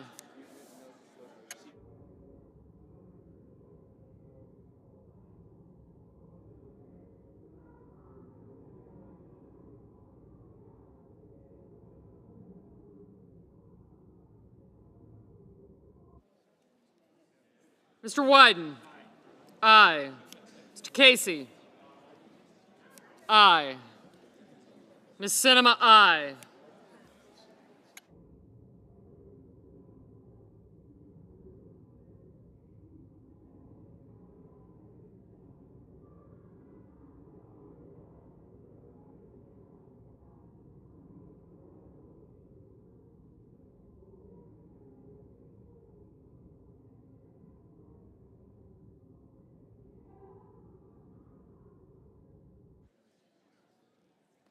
Mr. Scott of South Carolina? Aye.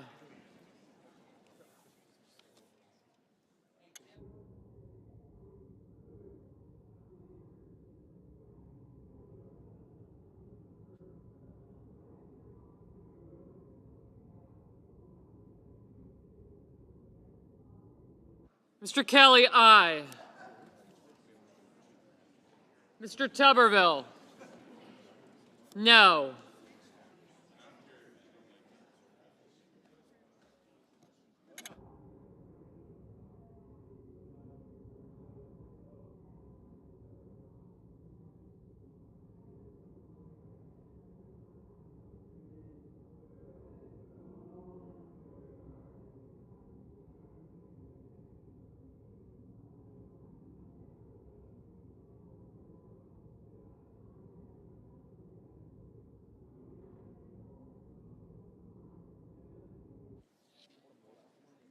Mr. Johnson? No.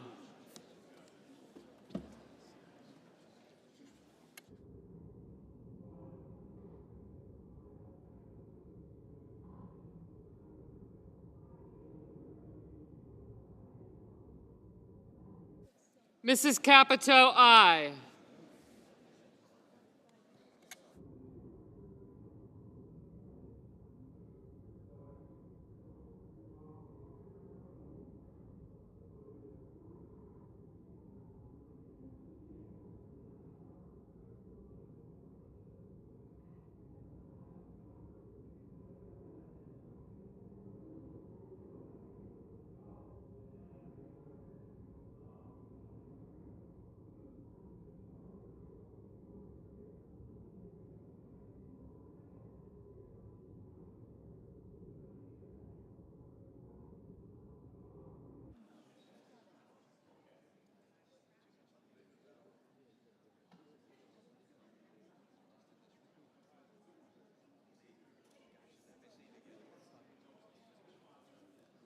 Mr. Romney?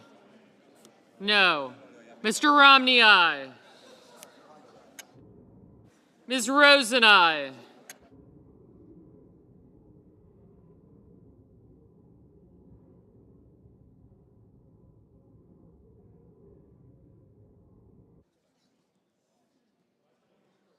Mr. Markey? Aye. Mr. Young? Aye.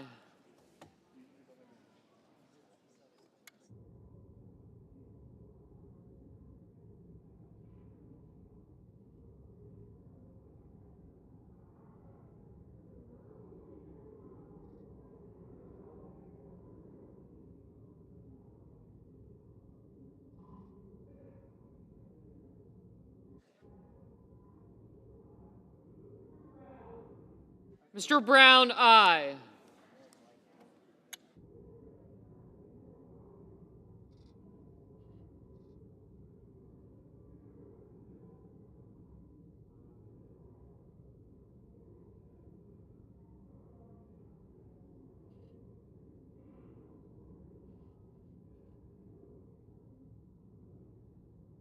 Mrs. Gillibrand?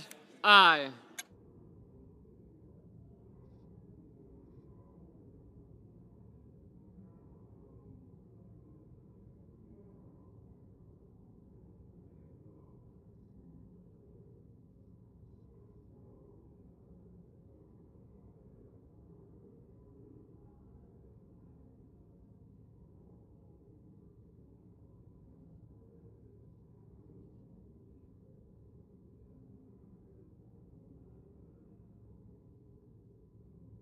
Mr. Cornyn, aye.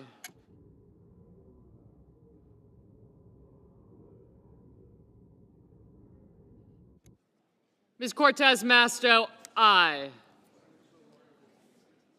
Mr. Scott of Florida, no.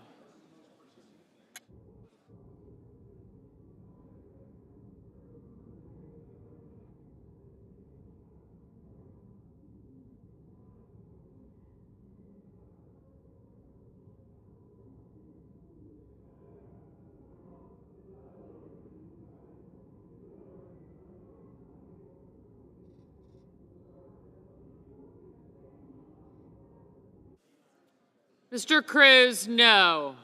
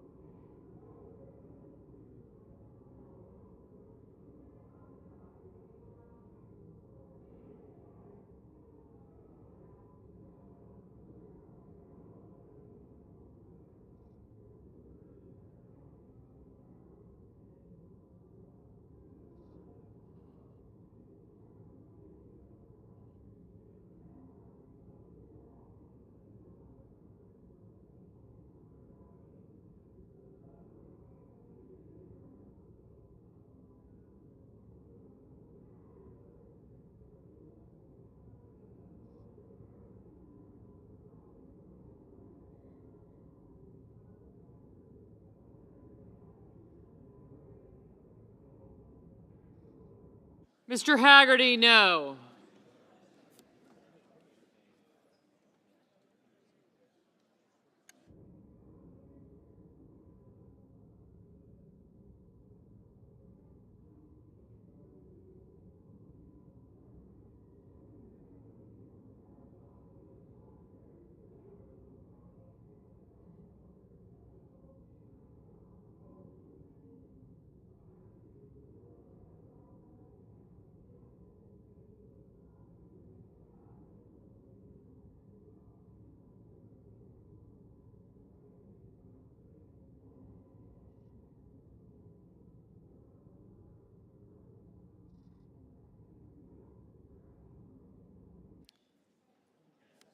Mr. Barrasso, no.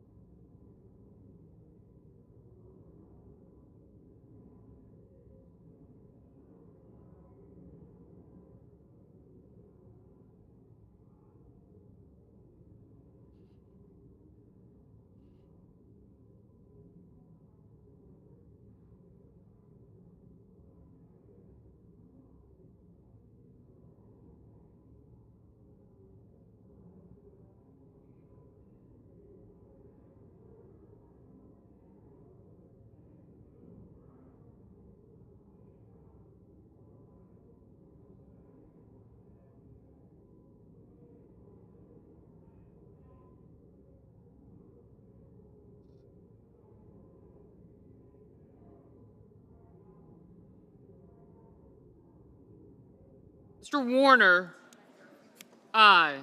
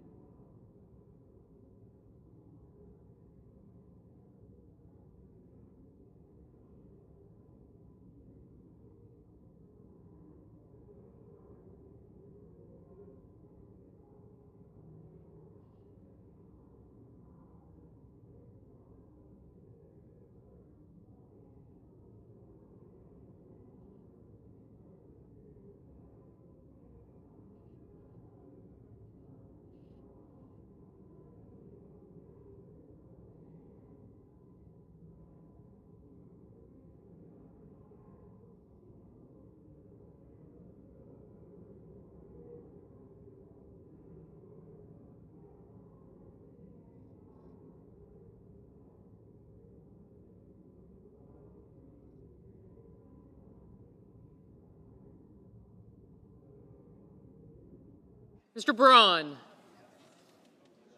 No. Mr. Mullen? Aye.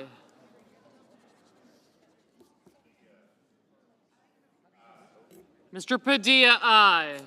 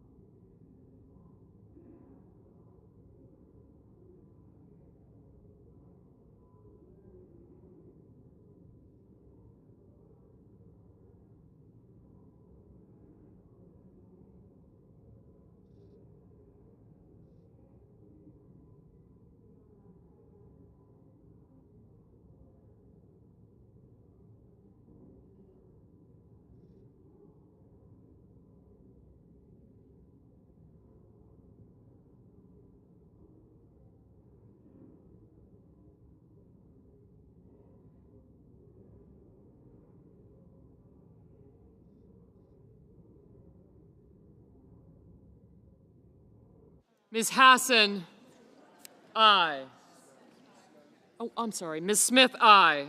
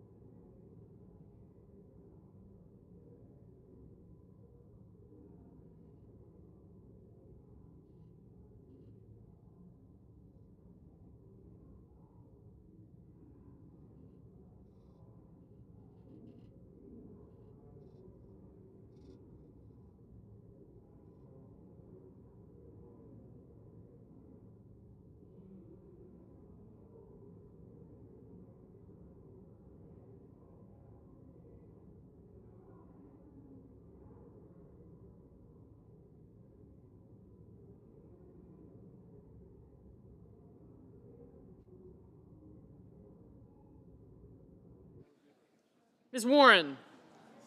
Aye. Mr. Vance? No. Ms. Hassan, aye.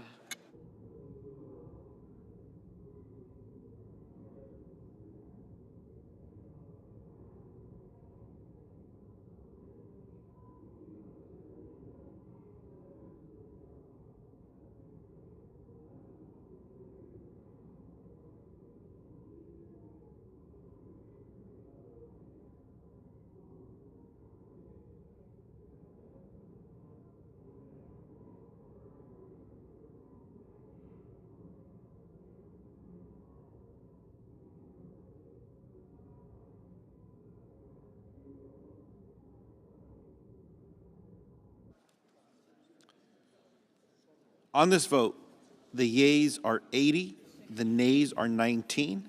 3/5 of the senators duly chosen and sworn having voted in the affirmative, the motion is agreed to.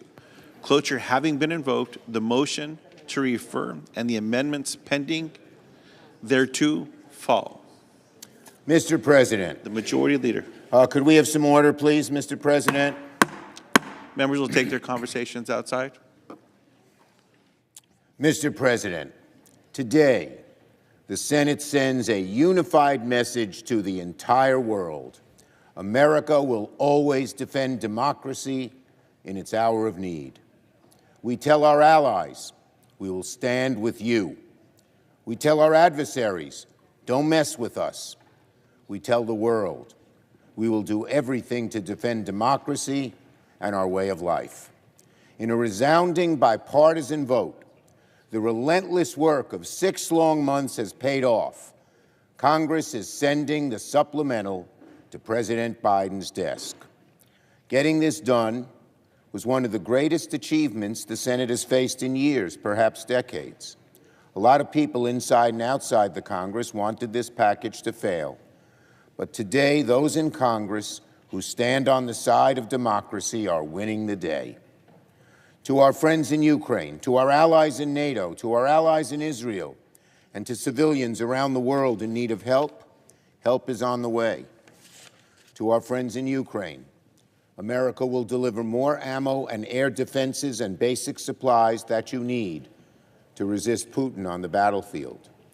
To our friends in Israel, America will soon deliver aid to help you fight the scourge of Hamas and stand up to Iran. To innocent civilians in the midst of the war, in the midst of war, from Gaza to Sudan, America will deliver food and medicine and clothing. And to our friends in the Indo-Pacific, we will stand with you to resist the Chinese Communist Party. And to the whole world, make no mistake, America will deliver on its promise to act like a leader on the world stage, to hold the line against autocratic thugs like Vladimir Putin. A few months ago, Putin made a bet that American aid would sooner or later come to an end. We are showing Putin that betting against America is always, always a grave mistake. Over the past few months, I've spoken repeatedly and at length about the supreme importance of getting this supplemental package done. Starting in October, and through Thanksgiving and Christmas and New Year's and into the spring, I said again and again that we had to work in a bipartisan way, Democrats and Republicans alike, if we wanted to pass this bill. And when we succeeded in getting the supplemental through the Senate the first time in February, it was for 2 reasons above all: persistence and bipartisanship. At certain points, it might have seemed hard to see how we'd reach our goal, but we never lost hope that if we persisted, we could finish the job. Today, thank God, our persistence has been validated. The bill the Senate sent to us by the House is largely the same as the bill in substance as what the Senate has championed all along.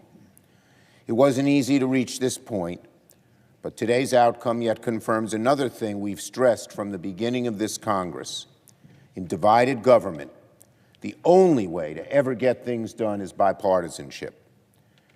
I'm very pleased that in this moment, when it mattered most, Both parties found a way to work together, even when it wasn't easy. Again, persistence and bipartisanship is what saved the day. Leader McConnell and I, who don't always agree, worked hand in hand and shoulder to shoulder to get this bill done. Together, we were bipartisan and persistent. Now, it's troubling that a very small minority within the hard right tried desperately for months to prevent Congress from doing the right thing. These isolationists have now secured their ignominious place in history as the ones who'd see America stick its head in the sand as our enemies sought to undermine us. Had they won, they would have presided over a declining America. I'm glad that today we will see that effort fail. This is an inflection point in history. Western democracy perhaps faced its greatest test since the end of the Cold War. The conflicts we see right now in Europe, in the Middle East, and the tensions of the Indo-Pacific will go a long way in shaping the balance of power between democracy and autocracy in the decades to come, and the consequences for America's long-term security will be profound. If Putin's allowed to seize the territory of a neighboring sovereign nation, if Chinese Communist Party is allowed to consume the Indo-Pacific, if Iran is allowed to dominate the Middle East, and if America were to stand by and do nothing, it is the United States that would suffer the consequences most of all in the long run. Failure to act now could not only undermine the legitimacy of our democratic values, it would have impacts across American life. It would hurt us politically, economically, militarily, and socially. It would harm the competitiveness of U.S. businesses, endanger the safety of our troops, cripple America's innovative potential, and make the world a more hostile place for our civic values, individual liberty, freedom of expression, equal justice under law, and opportunity for all. We always try to live up to these ideals, but they will not survive if autocratic powers like Putin and the Chinese Communist Party overtake America in this century. That's what's at stake in the war in Ukraine, where we face Putin. That's what's at stake in the war in Indochina. That's what's at stake in Indochina, where we face Xi. That's what's at stake in conflicts in the Middle East, where we face Iran. Nothing less than the future of American security and the future of the democratic order that has survived since the end of the Second World War. So, we have a choice. We can either make a down payment on defending our security or finding ourselves on the back foot, facing much graver threats in years and decades to come. The only answer is the right one. We must act now. We have learned in recent years that democracy is a fragile and precious thing. It will not survive the threats of this century, the new threats, if we aren't willing to do what it takes to defend it. And if America will not lead the way to project democracy in this age, no other nation will. That is the burden, that is the duty of a nation as great as ours. There are so many people on both sides of the aisle who deserve credit for this immense accomplishment. I thank President Biden for his stalwart leadership. He never flinched or winced. He knew how important this was and was always working with us and importuning us to move forward. I thank Leader McConnell, as I've mentioned before, working hand in hand with us, not letting partisanship get in the way. I thank Speaker Johnson, who rose to the occasion. In his own words, said he had to do the right thing despite the enormous political pressure on him. And I thank Leader Jeffries, who worked so well together in his bipartisan way with Speaker Johnson. And let me say this once again about my friend, the Republican leader.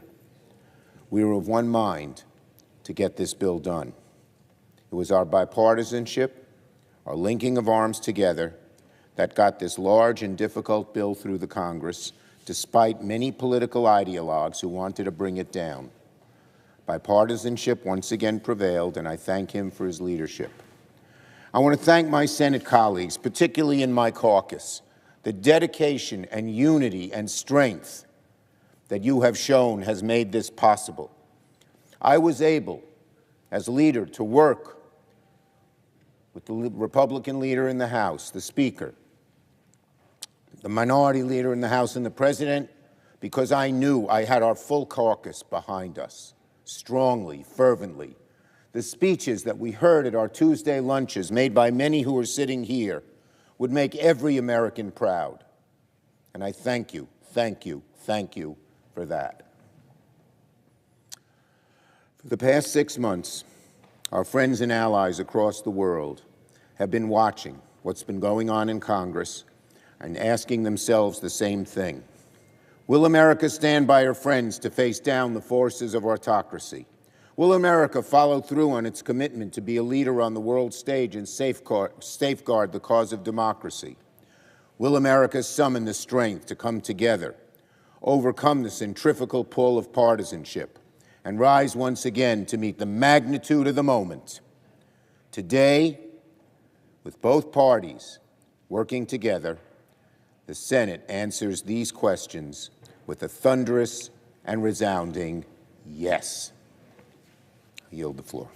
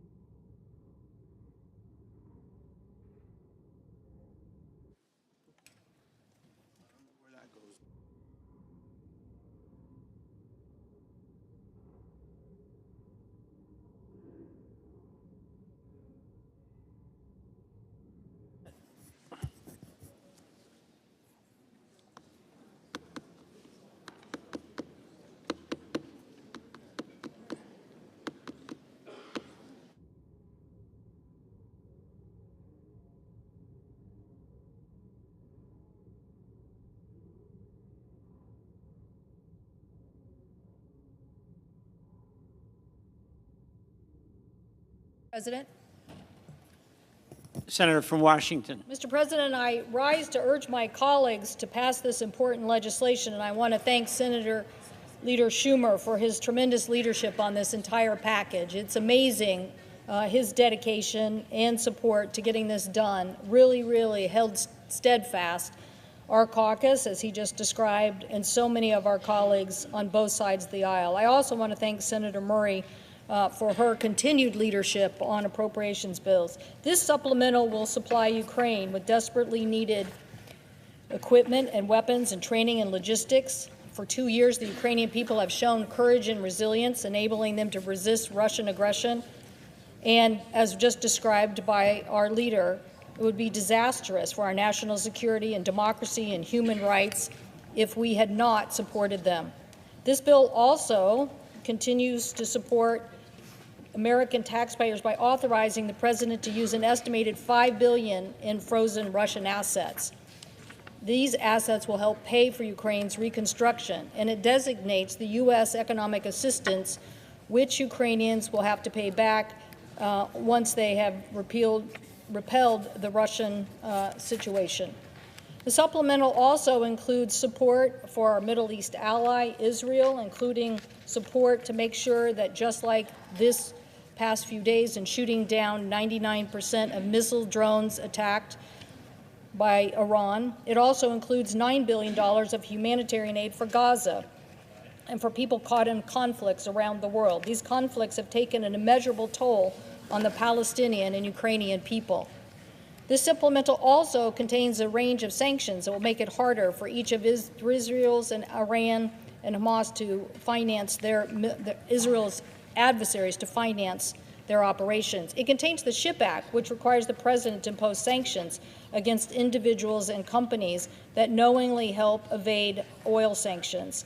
Illegal revenues funnel tons of billions to designated organizations, terrorist groups. And it builds on legislation Senator Murkowski and I enacted over a decade ago that helped expose the middlemen who were enabling Iran to evade these sanctions. This package also includes over $8 billion to support Taiwan and other Indo-Pacific allies and a critical part of the world where we stand shoulder to shoulder with these democracies. It also contains legislation to the Fend Off Fentanyl Act, which I was proud to be a co-sponsor. Critically important legislation that does a couple of things. One, it declares that fentanyl is a national emergency. This enables the President to impose sanctions on fentanyl traffickers, enabling the U.S. Treasury to better fight fentanyl-related money laundering. Those fentanyl traffickers and money launderings have ties to organized crime and to drug cartels. So these issues have been clearly outlined in my state by communities, health providers, law enforcement, and others who want help in stopping the traffickers. Part of the solution is stemming the flow of fentanyl, and this supplemental would allow the proceeds of those seized assets by those narco traffickers to be used by law enforcement in our local communities to fight this fentanyl scourge.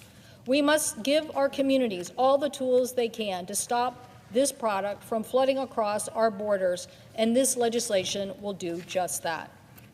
I also want to address that technology should be a tool to help solve our greatest challenges, to improve our human conditions and drive innovation and support economic opportunity. But foreign adversaries use technology for social and political control.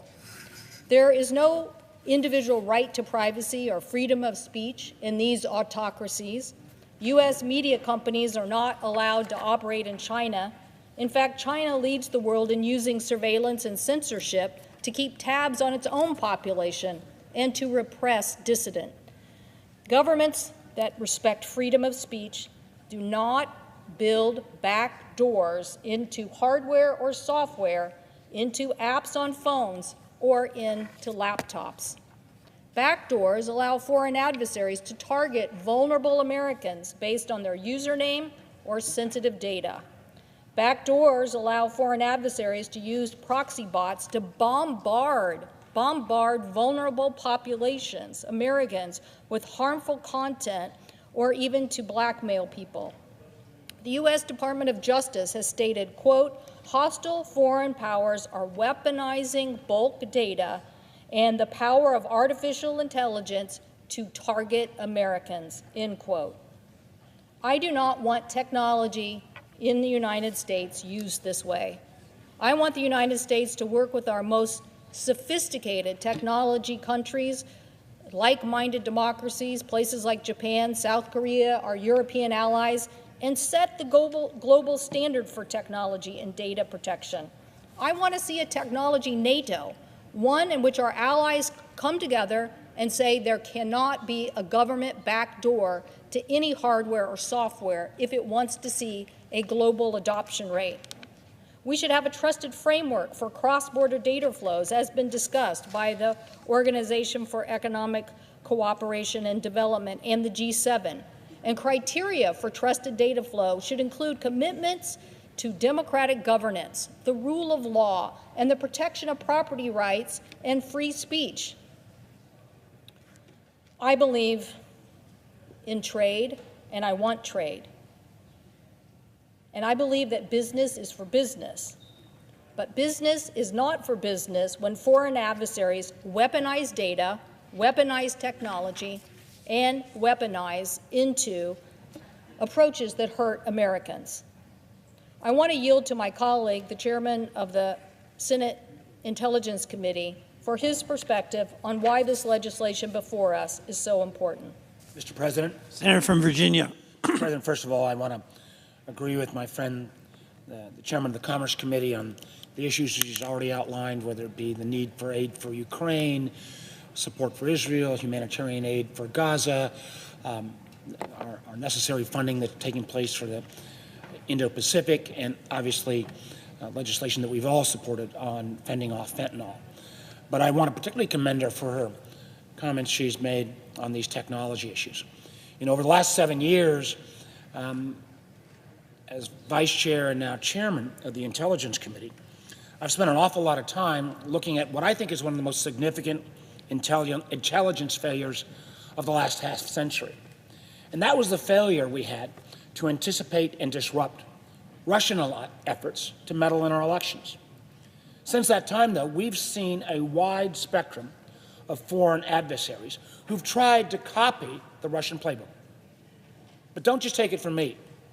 A succession of now declassified intelligence assessments have described the ways in which foreign adversaries, like Iran, like the People's Republic of China, and others, are seeking to stoke social, racial, and political tensions in the United States.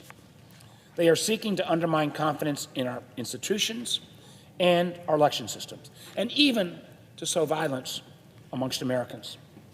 The extent to which our adversaries have exploited American social media platforms is a matter of public record.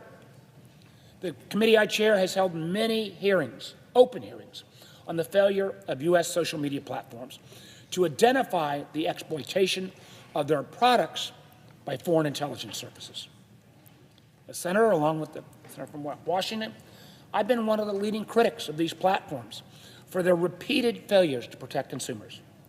And while the exploitation of U.S. communication platforms by adversaries continues to be a serious issue, at the end of the day, our platforms are at least independent businesses.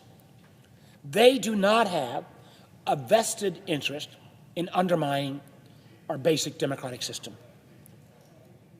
Truth is, though, I can't say the same for TikTok, the fastest growing social media platform in the United States, whose parent company, ByteDance, is based in the PRC.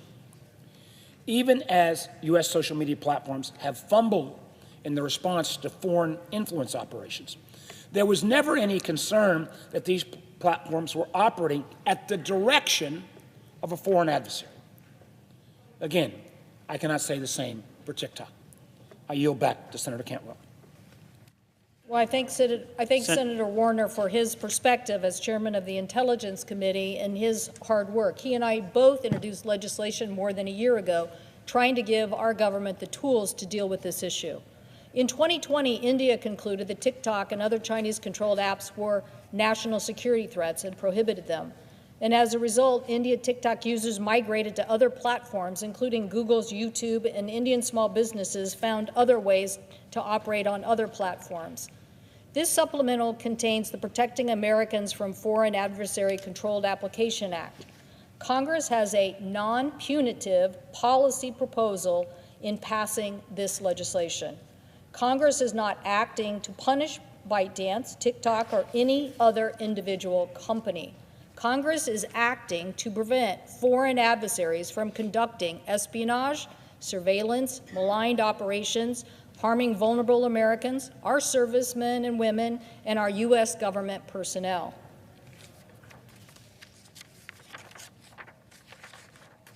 Mr. President. Senator from Virginia. I would like to expound a little bit on what Senator Cantwell's just said, because it has been made absolutely clear that a number of Chinese laws require Chinese companies and their subsidiaries to assist PRC security agencies and abide by the secret and unchallengeable government directives. The truth is, these Chinese companies, at the end of the day, they don't owe their obligation to their customers or their shareholders, but they owe it to the PRC government.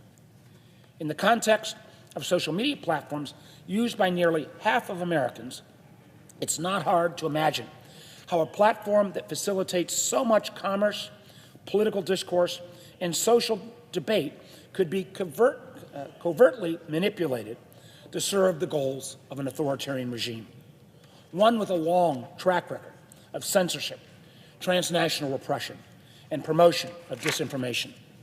In recent weeks, we've seen direct lobbying by the Chinese government, indicating perhaps more than anything we'll say on the floor here, how dearly Xi Jinping is invested in this product. A product, but by the way, is not even allowed to operate in the Chinese domestic market itself. Story after story over the last 18 months have exposed the extent to which TikTok has grossly misrepresented its data security and corporate governance practice, as well as its relationship with its parent company. Countless stories have refuted the claims made by TikTok executives and lobbyists that it operates independently from its controlling company, ByteDance.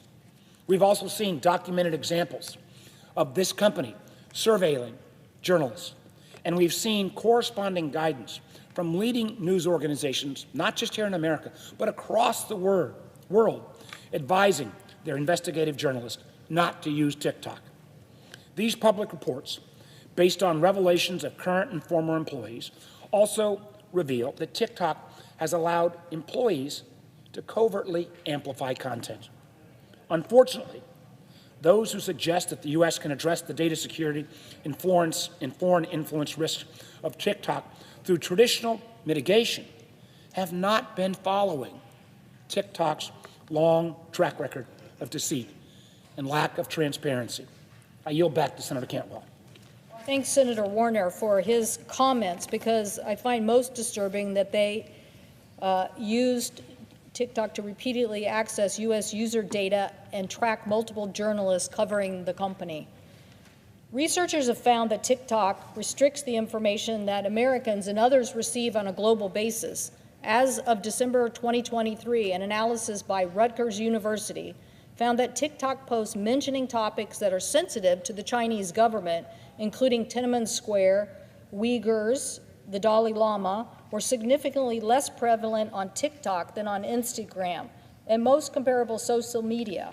Foreign policy issues disfavored by China and Russian governments also had fewer hashtags on TikTok, such as pro-Ukraine or pro-Israel hashtags. Here are some of those hashtags on TikTok. The example of Tiananmen Square, which we all know, was an example of students standing up to the military. And yet, Tiananmen Square, there are 8,000 more hashtags on Instagram than on TikTok. The Uyghur genocide, protecting a Muslim population, there are 1,970 more posts about that on Instagram than on TikTok. And my personal favorite, just because I had the privilege of meeting the Dalai Lama here in the Capitol, 5,520 more times the Dalai Lama is mentioned on Instagram than on TikTok. And pro-Ukraine, 750 times more hashtags on Instagram than on TikTok about Ukraine and support for Ukraine. I think that says it all in this debate today. Are we going to continue to allow people to control the information that is an export-controlled algorithm based on a Chinese source code? My colleagues and I are urging for this de-weaponization by having an important activity of saying that this source code could be sold. Now, I know that the Chinese have an export control on that, but Congress believes that you have to have an adequate time to sufficiently address this issue posed by our foreign adversaries. That is why the legislation before us is to ByteDance to sell a stake in TikTok, which is the source of the source code being held. We think a year is an ample time to allow potential investors to come forward, for due diligence to be completed, and for lawyers to draw up and finalize contracts. This is not a new concept to require Chinese divestment from U.S. companies. The Committee on Foreign Investment in the United States requires Chinese divestment from hotel management platform Stay in Touch, from healthcare app called Patients Like Me, from the popular LGBTQ dating app Grindr, among other companies. And even after Chinese owner divestment from Grindr in 2020, Americans had continuity of service on these platforms. So, Mr. President, I turn it back to my colleague, but we are giving people a choice here to improve this platform and have the opportunity for Americans to make sure that they are not being maligned by our foreign adversaries. I asked the President if I could enter into the record the House resolution originally on this legislation. Without objection. Thank you. I turn it back to my colleague, Senator Warner, and again, thank him for his leadership. Well, again, thank you, Mr. President, and again, want to Without commend objection. the the senator from Washington for her leadership going through the disparate effects of TikTok versus other social media platforms. And let's acknowledge, I mean, TikTok, I think, realized they had a problem over a year ago. So they tried to develop a response. It was something called Project Texas to allegedly address concerns relating to TikTok's handling of American data. However, Project Texas would still allow TikTok's algorithm, source code, and development activities to remain in China. They would remain so under ByteDance control and subject to Chinese government exploitation. Project Texas allows TikTok to continue to rely on engineers and back-end support from China to update its algorithm and source code needed to run TikTok in the United States. How can they say there's not the possibility of interference? This reliance on resources based in China, again, makes it vulnerable to Chinese government exploitation. That's why Project Texas does not resolve the United States national security concern about ByteDance's ownership of TikTok. Now, let me acknowledge, and I think Senator Cantwell and I worked on a more, frankly, comprehensive approach that, in a perfect world, we might have been debating today. But we work in the world of getting things right. So I stand firmly in support, as Senator Cantwell has, of taking action now to prevent the kind of intelligence failure we first saw back in 2016. And again, as the chair of the Commerce Committee has indicated, this is not some draconian or novel approach. For decades, we've had systems in place to examine foreign ownership of U.S. industry. We've seen even more scrutiny in instances where foreign buyers have sought to control U.S. telecom and broadcast media platforms. Frankly, this country should have adopted a similar regulatory approach for social media, again, something that Senator Cantwell and I had worked on, which has considerably more scale and barriers to entry than broadcast media had a decade ago. But this bill is an important step in fixing that glaring gap.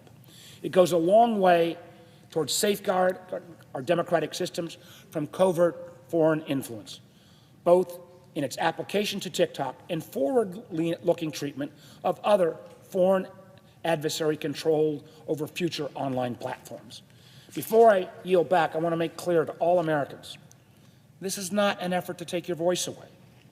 For several months now, we've heard from constituents how much they value TikTok as a creative platform. And as the maker, yesterday was the 4-year anniversary of my once viral tuna melt video on another social media platform, I can kind of understand why TikTok has become such a cultural touchstone. To those Americans, I would emphasize, this is not a ban of the service you appreciate. Many Americans, particularly young Americans, are rightfully skeptical. At the end of the day, they've not seen what Congress has seen. They've not been in the classified briefings that Congress has held, which have delved into more deeply some of the threat posed by foreign control of TikTok. But what they have seen, beyond even this bill, is Congress's failure to enact meaningful consumer protections on big tech, and may cynically view this as a diversion, or worse, a concession to U.S. social media platforms. To those young Americans, I want to say, we hear your concern. And we hope that TikTok will continue under new ownership, American or otherwise. It could be bought by a group from Britain, Canada, Brazil, France. It just needs to be no longer controlled by an adversary that is defined as an adversary in U.S. law. And with that, Mr. President, I yield the floor, urge that we take action on this item, and again, appreciate the great leadership of the chairman of the Commerce Committee on working with our friends in the House to bring this important legislation to the floor of the Senate. With that, I yield the floor and note the absence of a quorum. Clerk will call a roll. Ms. Baldwin.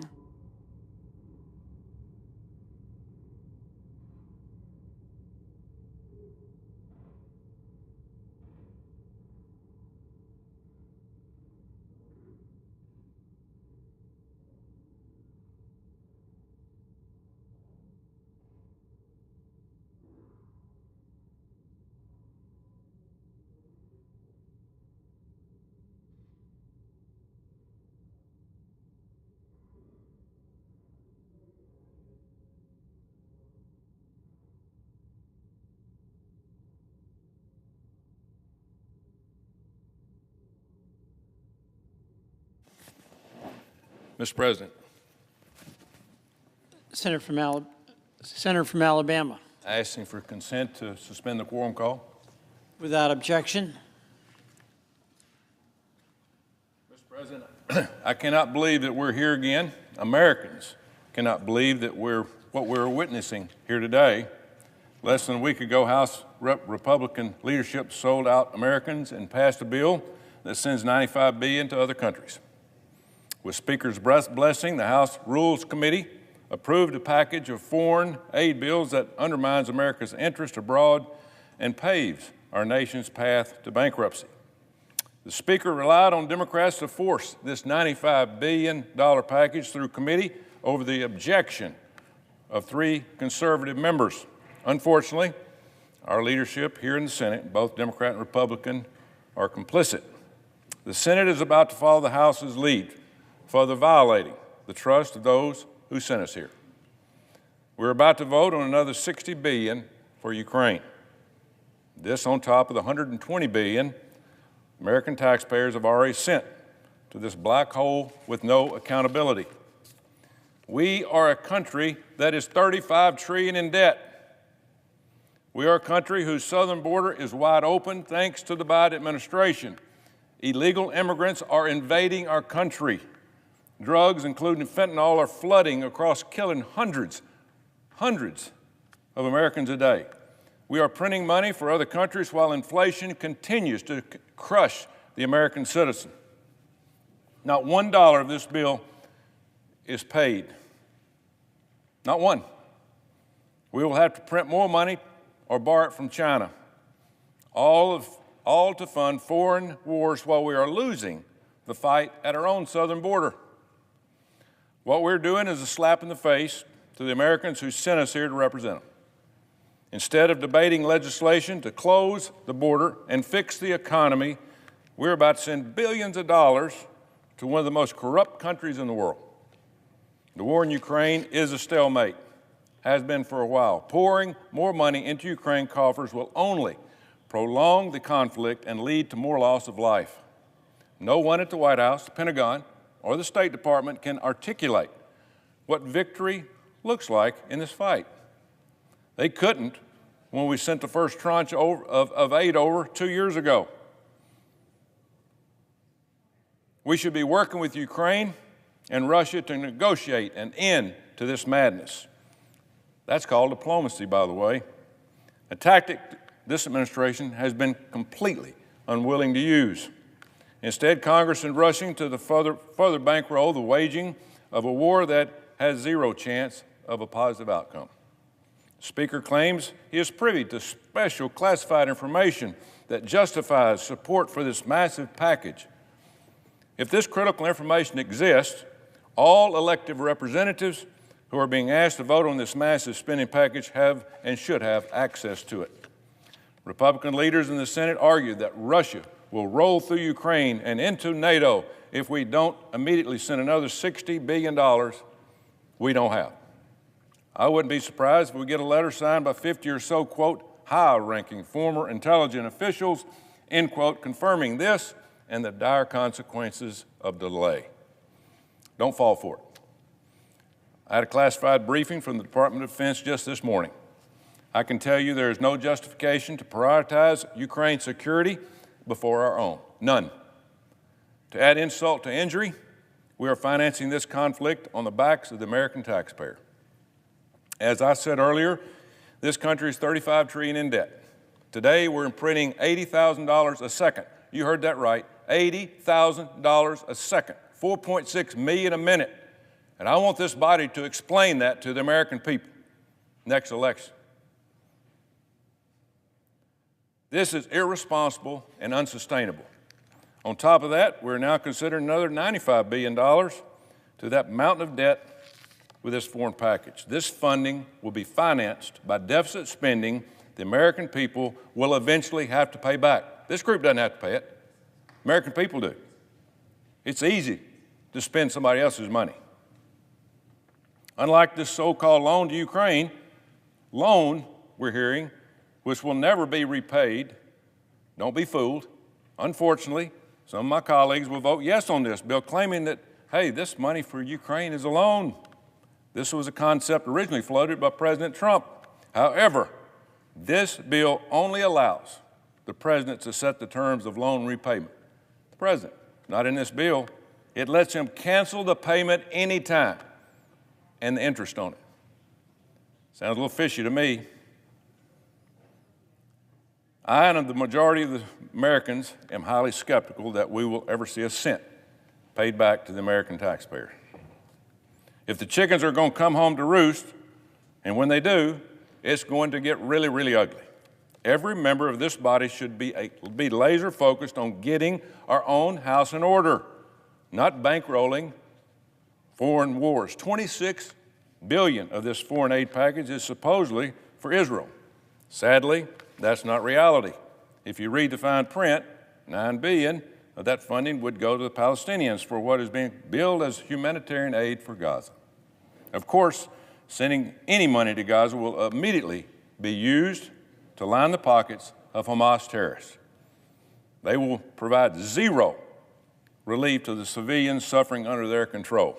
There is no requirement that any hostages also in this bill be released for any exchange of this money. Why is that not happening? We have American citizens, we have Israeli citizens that have been captive for 5-6 months. We're giving $20-something billion, $9 billion to the people that are holding hostages, and we're not getting any relief from the people that are suffering as hostages going on 6 months.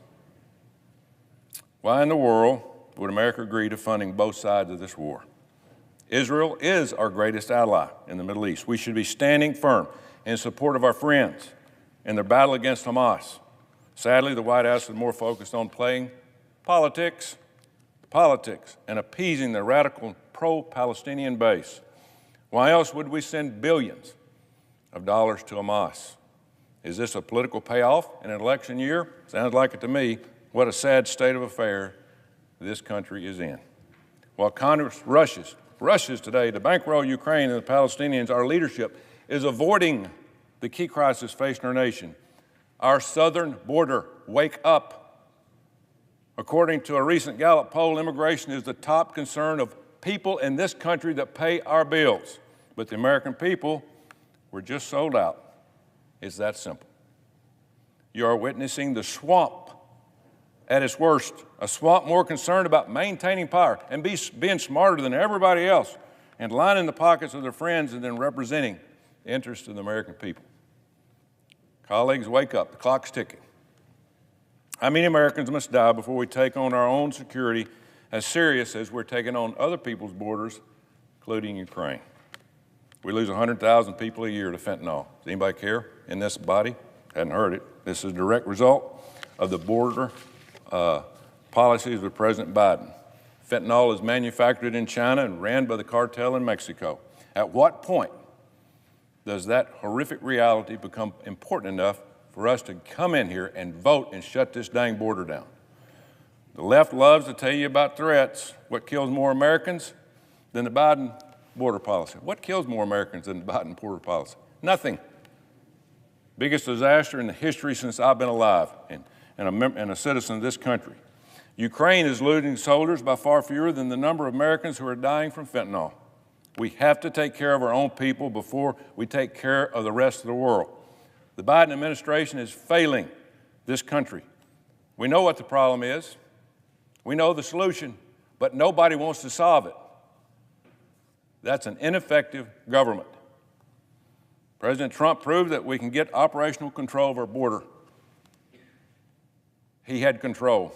The problem is no one in this administration or this body actually wants to solve this problem, which means we are also failing this country. Americans are counting on this body to stand up and correct the course. I hope we don't let them down. And for these reasons, I will be voting against this massive supplement of taxpayer money that we don't have today going to Ukraine. I yield the floor.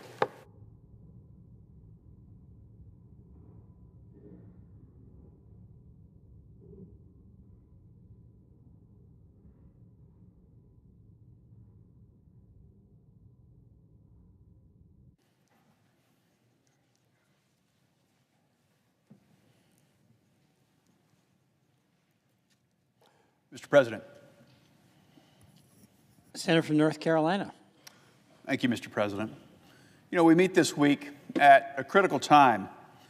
The threats we face on the world stage are demanding our attention in a way that we have not seen in decades.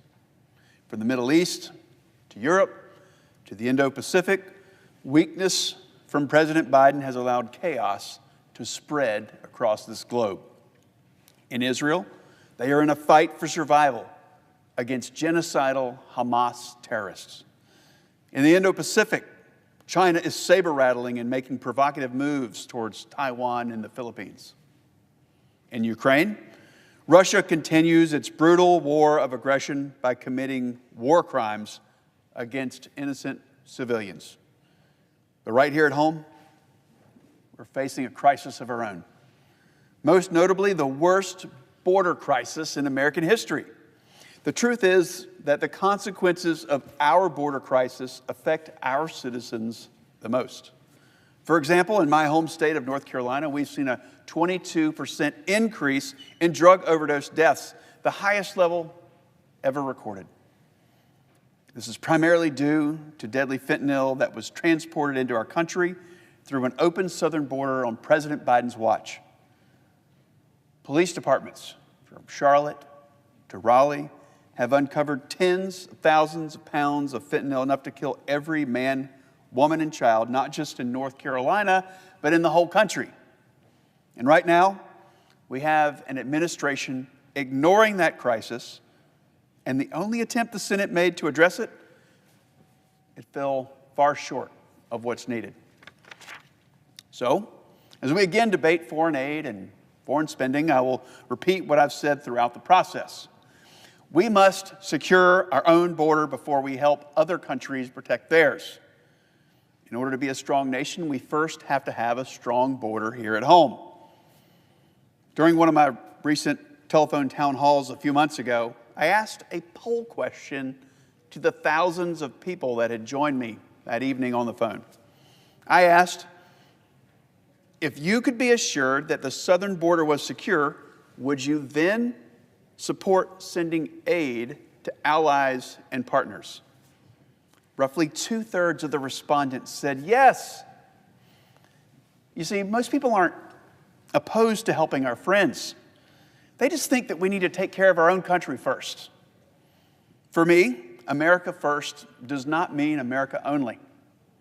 So, when I oppose this package, it won't be because I oppose helping our friends and our allies. We should send Israel the weapons they need to eliminate Hamas and free the remaining hostages. One, by the way, who is a North Carolinian. We should counter the Chinese Communist Party's military aggression in the Indo-Pacific and its social media subversion inside our country. We should counter Russia's brutality and force Putin to the negotiating table on terms most favorable to Ukraine. We should rebuild the arsenal of democracy and make significant investments in our national defense. We should do all those things, but not before we fix what affects our own citizens first. Too many Americans are suffering. Too many Americans are dying. This is an order of priorities. And my first priority as a United States Senator will always be to make life better for us here in the United States and back home in North Carolina. I will oppose this foreign aid package because we must put America first. Not alone, but first. I yield the floor.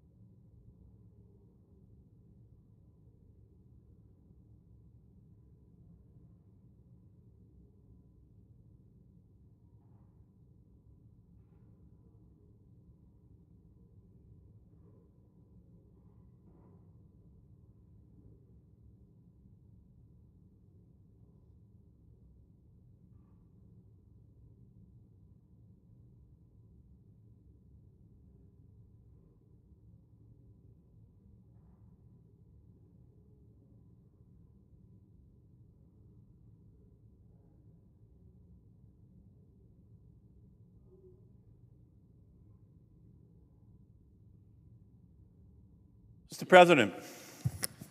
Senator from Massachusetts. Mr. President, are we in a quorum? We are not. Thank you, Mr. President.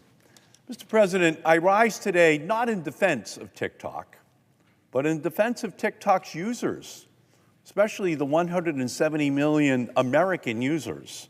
Congress is rapidly heading towards passing legislation that will likely result in the blocking of the most popular application among young people in this country, an app whose fundamental purpose is to facilitate and promote speech, an app that has revolutionized how people connect, share, do business, and communicate online, an app that is bringing competition to the heavily concentrated social media market. It should be a serious flag that a bill with such significant implications for freedom of speech and online competition has gone from being an idea in the House of Representatives to all of a sudden being passed on the floor of the Senate in a matter of weeks, just weeks. So when political elites who otherwise fiercely disagree with each other come together to pass legislation that may result in significant censorship, yes, censorship, often in the name of national security, we should be hypervigilant about the true intentions of this legislation. Episodes in history of using national security as a pretext to crack down on dissenting or unpopular speech loom as warnings about the ease of compromising our values when national security is supposedly at stake. I want to be clear. I rise today on this greatest of debate floors not to defend TikTok. I don't deny that TikTok poses some national security risks. Instead, I come here today with a plea to my colleagues to think carefully about the impact of this bill, the consequences of its implementation, and the trade-off between supposed national security threats and freedom of expression and basic rights to free speech. This legislation may address or at least mitigate a national security risk, but it could and likely will result in widespread censorship. And this censorship would predominantly impact young people in our country, many of whom are just gaining their political consciousness and obtaining the right to vote. We should be clear-eyed about these stakes. Censorship is not who we are as a people. We should not downplay or deny this trade-off. Some say the legislation merely forces ByteDance to sell TikTok within a year. That's a sale that won't affect its users at all. The ownership will change, so bill supporters say, but the app will stay the same. Realistically, the actual chances of a divestment in a year, if ever, are very small. A TikTok sale would be one of the most complicated and expensive transactions in history, requiring months, if not years, of due diligence by both government and business actors. We should be very clear about the likely outcome of this law. It's really just a TikTok ban. And once we properly acknowledge that this bill is a TikTok ban, we can better see its impact on free expression. 170 million users, 170 million Americans use TikTok to watch videos, learn about the news, run a business, and keep up with the latest pop culture trends. They connect with friends and family, sell new products, and build community. The culture and expression on TikTok are unique and unavailable anywhere else on the internet. In fact, TikTok is a threat, a business threat to Facebook and Instagram and other American companies precisely because of its unique style and community, which cannot be replicated anywhere else. And while many of my colleagues are sincere in their fears for U.S. national security, others appear to support this legislation for a far more dangerous reason. They want to ban TikTok because of its users' content, because of TikTok's viewpoint. They don't like that many TikTok users support progressive or liberal politics or perspectives that they simply don't agree with. The bill's supporters dress up this censorship by arguing that the Chinese government is manipulating TikTok's algorithm to promote certain viewpoints. In this view, a TikTok ban is about combating Chinese propaganda, not penalizing TikTok's content. TikTok is, from their perspective, poisoning the minds of young Americans with pro-communist China propaganda. This isn't just some hypothetical risk, critics say, but an actual ongoing operation by the Chinese Communist Party. Don't be fooled by these arguments. Although the Chinese government certainly censors online speech in China, there's no credible evidence that the CCP has done so in the United States through TikTok. In fact, when U.S. national security officials talk about the risk of China manipulating TikTok's algorithm, they refer to it as a hypothetical risk. A hypothetical risk. This is the real objection, an objection to the political content, the most valuable and protected speech in a democracy. We should be very clear about the impact and intent of this legislation. This bill is, for all intents and purposes, a ban on TikTok, and it is intended to suppress disfavored speech on the platform, plain and simple. We could see that in the cross-examination, the questioning in the House of Representatives hearing on this subject. For my colleagues who are awake to this reality, they may nevertheless believe that such speech suppression is a small cost to pay to keep Americans safe. To them, I urge a strong note of caution. The defense that a little speech suppression is necessary when our national security is at stake is ultimately un-American. This reasoning may seem convincing, but American history has too many examples of controversial laws that ultimately infringe on civil liberties in the name of national security. In the United States, we often look back on these episodes with regret. We should not add TikTok to that history. So don't get me wrong, TikTok has its problems. Number one, TikTok poses a serious risk to the privacy and mental health of our young people. In fact, TikTok paid a fine for violating my Children's Online Privacy Protection Act just 5 years ago. But that problem isn't unique to TikTok, and it certainly doesn't justify a TikTok ban, which is what we heard over and over again in the House of Representatives in their hearing on this issue. And the reason is that YouTube and Facebook and Instagram and Snapchat are making our children sick as well and exploiting our children and teenagers and their information for profit. American companies are doing the same thing to the children and teenagers in our country, as is TikTok. So why aren't we thinking of this as a common goal that we're going to have in order to protect those teenagers and children? If the bill's supporters truly wanted to protect the well-being of our young people, they would broaden their lens and address the youth mental health crisis plaguing our children and teenagers that has, in part, been caused by big tech in the United States, along with TikTok. So I want you to hear the statistics to my colleagues. It's powerful. 1 in 3 high school girls in the United States just 2 years ago considered suicide. At least 1 in 10 American high school teenage girls attempted suicide that year. Attempted suicide. And amongst LGBTQ youth the number is more like 1 in 5 attempted suicide just 2 years ago. Now, it's not exclusively because of social media.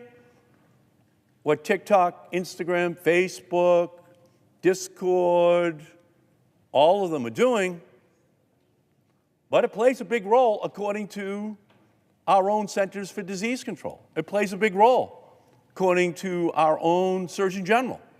It plays a big role. And we should be talking about that out here. That's a clear and present danger. That's not a hypothetical danger. That's not a hypothetical threat that may occur sometime in the long distant future. It's happening right now. And if we're talking about TikTok, we should be talking about all the other companies at the same time. Instead of suppressing speech on a single application, we could be addressing the root causes of the mental health crisis by targeting big tech's pernicious privacy invasion business model of teenagers and children in our country. We could be passing my bipartisan Children and Teens Online Privacy Protection Act, our COPPA 2.0, and banning targeted ads to kids and teens on TikTok and everywhere else.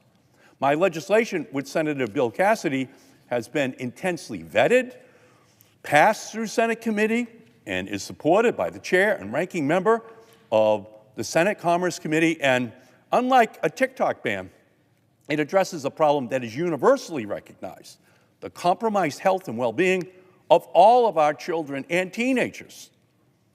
So today, if you hear out on the floor senators talking about the impact TikTok is having upon young people in our country,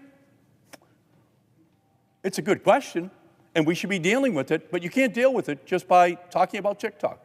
You have to talk about every American company that actually created the model that has led to this mental health crisis, and we're not doing that today. That's something that is a clear and present danger right now, not a hypothetical threat in the future, which is what we're actually doing by passing this legislation. But instead of protecting young people online, we're censoring their speech. And this is a grave mistake. We should be having a much bigger discussion right now about what the implications of this legislation is for the future. And I thank you, Mr. President, for giving me the opportunity to come out here on the Senate floor to talk about this very, very important issue. And with that, I yield back. Mr. President. Senator from Florida.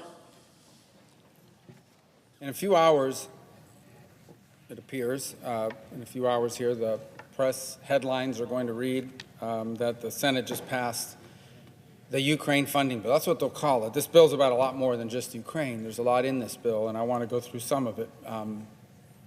First of all, it provides something I have strongly supported, which is providing, in this case, $26 billion to the state of Israel to defeat Hamas, to defend itself against its enemies. This is something we actually tried to pass on its own and could have passed on its own months ago. It was blocked. It was held hostage for Ukraine funding, but it's something we should have done months ago. It's interesting, you know, I think Israel in and of itself is a miracle country. On the first day of its existence, it was invaded, I believe, by 12 separate armies. The whole world thought they would be overrun and defeated very quickly, and they survived. And they have, throughout their entire existence, had to deal with the fact that everywhere they turn, they have enemies all around them. It also happens to be the only pro-American democracy in the Middle East. And today it's engaged in a battle to not just defeat these vicious criminals and terrorists who committed a slaughter on the 7th of October of last year, but they also have to deal with rockets being launched against them from Lebanon. You have 90-something thousand potentially Israelis permanently displaced in their own country. They can't go back to where they live in the northern part of the country. And then the threat from Iran and the threat from all the terror groups, Hezbollah and the like, that are constantly targeting Israel. And then having to face all the things that are happening around the world as well in this effort to delegitimize their right to exist as a Jewish state. I'm a strong supporter of funding for Israel's defense. We should have done this weeks and months ago. And it could have been done all on its own, as its own bill, but it was held hostage. It provides, this bill as well, $8 billion to help nations in the Indo-Pacific, particularly Taiwan. And the purpose of that is to build up the military capacity of our partners in the region, frankly, to dissuade and prevent the Chinese Communist Party from starting a war in the Indo-Pacific that would make the one that's now going on in Europe look like child's play, far more dangerous. And by the way, it does something I've been trying to do since 2019. I believe I was the first member of Congress to call for a banning, not a banning of TikTok, a banning of ByteDance, which is the company that owns TikTok. ByteDance sells TikTok, TikTok can continue to operate. But we should not have a company operating in the United States with the algorithm that it has and the access to the data that it has that powers that algorithm. We should not have a company like that operating in the United States that has to do whatever the Chinese Communist Party tells them to do. But the reason why the headlines are going to be about Ukraine funding is because that's the part of this bill that frankly has been controversial, that has people that oppose it. I personally believe it is in the national interest of the United States to help Ukraine. Ukraine was invaded, not once but twice, by Vladimir Putin. I supported Ukraine and helping Ukraine back in 2014, when they were first invaded by Putin, and President Obama would only supply them with blankets and meals ready to eat. And I support continuing to help them now to defend themselves. They didn't start this war. I support helping them defend themselves to the extent we can afford and to the extent we can sustain it. But while this invasion of Ukraine most certainly poses a national security interest to the United States and a risk to our country, the invasion of America across our southern border is even more important, is even more a severe threat. Today, and every single day for the last 3 years, thousands of people, many, if not most of whom we know very little about, are pouring into the United States across our southern border. And I made it clear months ago that while I support helping Ukraine, I would only vote to do so if the President issued executive orders that would help stop this. It was his executive orders ordering us not to enforce immigration laws that created the incentive and the driver that has led to this crisis, and only that, only executive orders to begin to enforce our immigration laws will allow us to stop what is happening now. But the President continues to refuse to issue those executive orders. He continues to refuse to enforce our immigration laws, and so the crisis continues. And sadly, just a few moments ago, we took a vote here that basically says that we here in the Senate will not be allowed to vote on amendments to make changes to this bill. And so we are left with the choice. I am left with this choice. If I want to help Israel, if I want to help Taiwan, if I want to ban ByteDance from operating TikTok in the United States, then I have to drop my demand that the President enforce our immigration laws. And by the way, I have to vote for billions of dollars to be spent on all kinds of programs around the world that I'll describe in a moment, including for people that are illegally entering this country.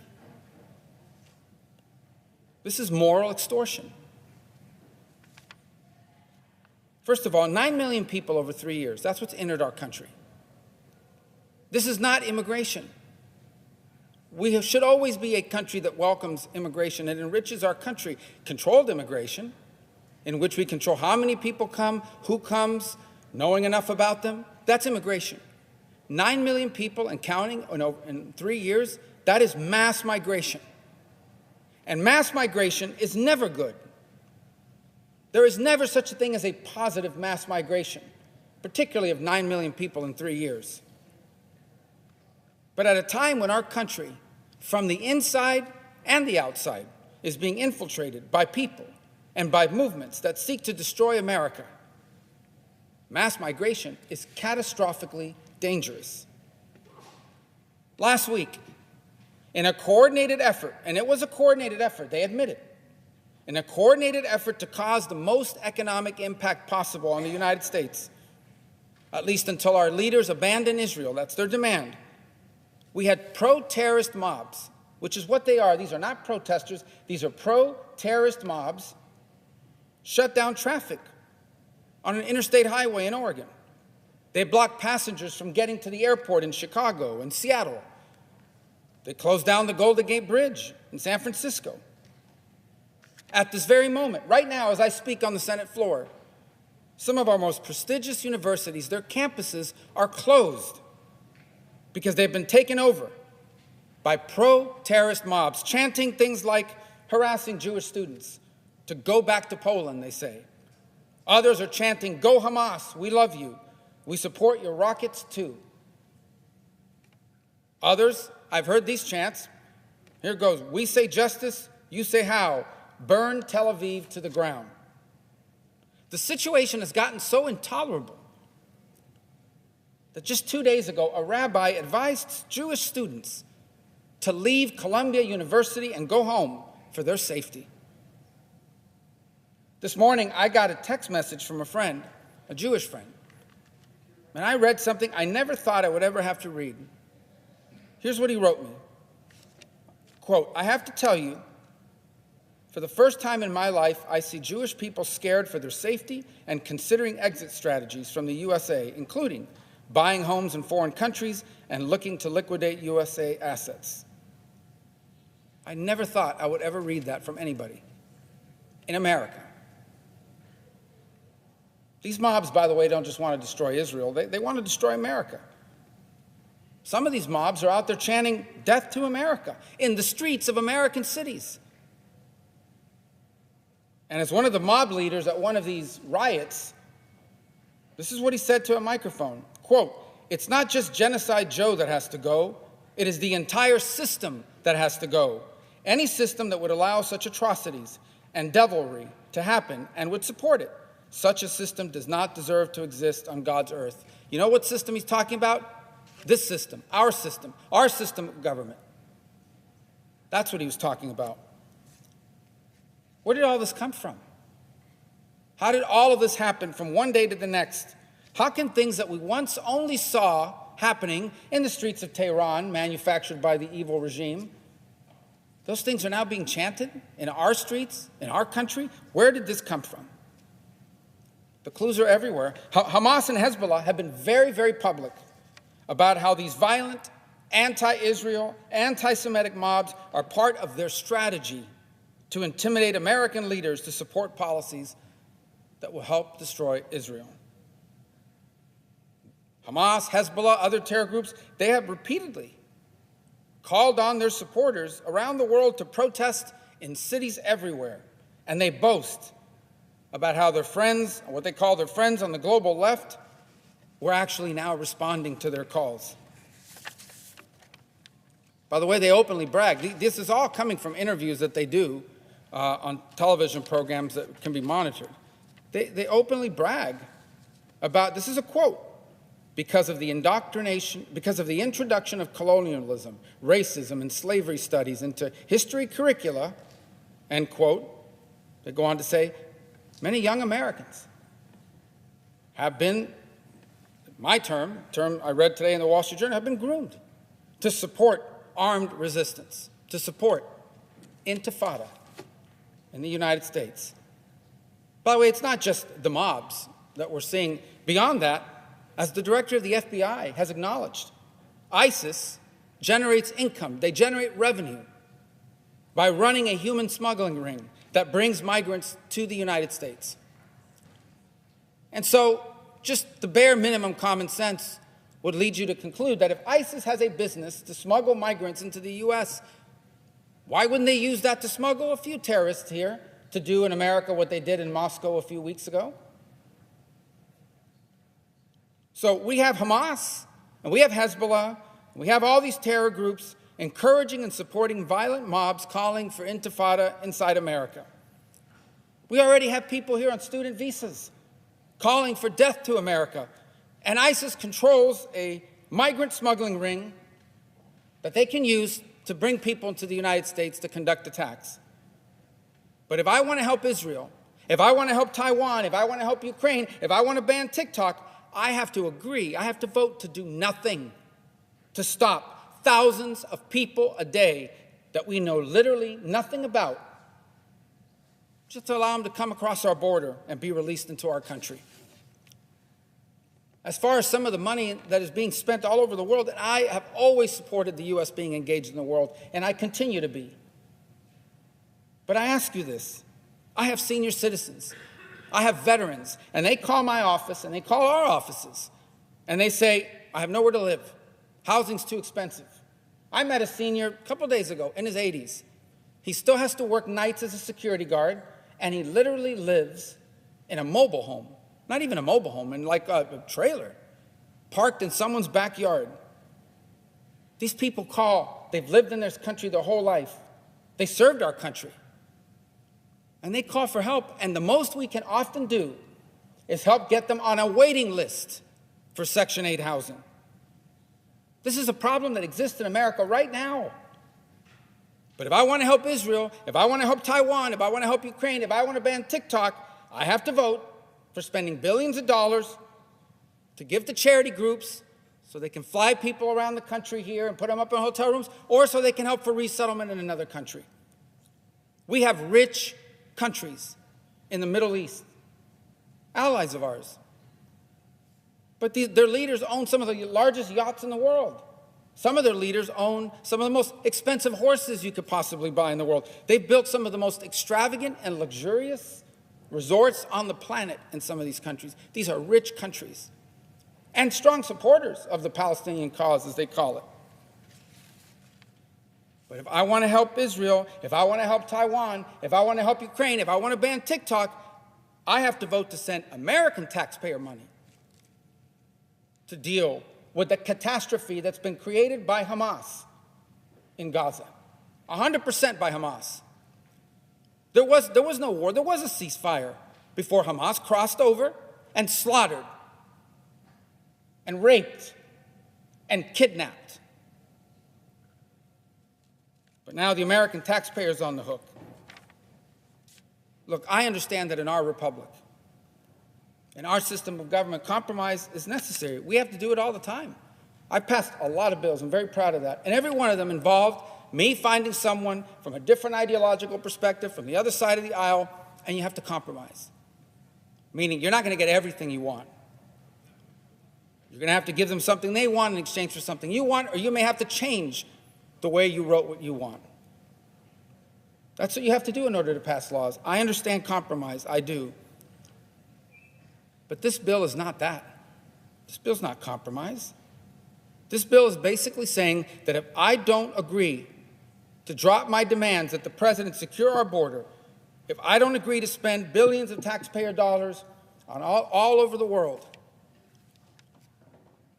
to resettle people here and in other places in the midst of our own migratory crisis, if I don't agree to all of that, then Israel and Taiwan and Ukraine do not get the help they need and that I support, and that TikTok does not get banned. This is not compromise.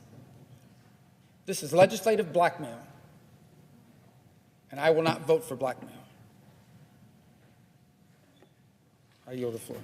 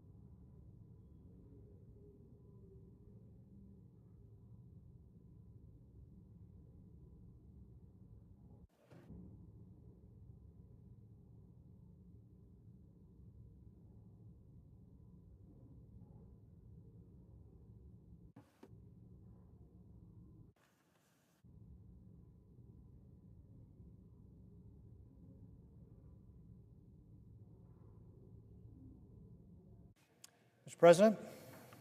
Senator from Nebraska. Mr. President, does anybody believe that hashtag Stand With Kashmir is organically more popular than hashtag Taylor Swift? No, of course not. But right now on TikTok, Stand With Kashmir has more than 20 times more posts than hashtag Taylor Swift. This is a direct example of Chinese Communist Party using their control of TikTok to skew public opinion on foreign events in their favor. China is our chief foreign adversary in the world. They're a threat to our national security, our values, our economy. And the CCP works tirelessly every day to undermine our entire way of life. TikTok is one of the ways they're doing that. I understood that as governor. That's why I was the first governor in the country to ban the use of TikTok on state devices back in 2020. And that's why I'll be voting for this bill today. Today we are taking action to end the Chinese Communist Party's ability to own and operate TikTok in the United States. TikTok's active users include over 150 million Americans. That's almost half our country's entire population. It's become the most influential news platform in the country. The percentage of TikTok users who regularly get their news from this app has doubled since 2020. The problem, however, is that news is what slant news has, and it's entirely being controlled by the Chinese Communist Party.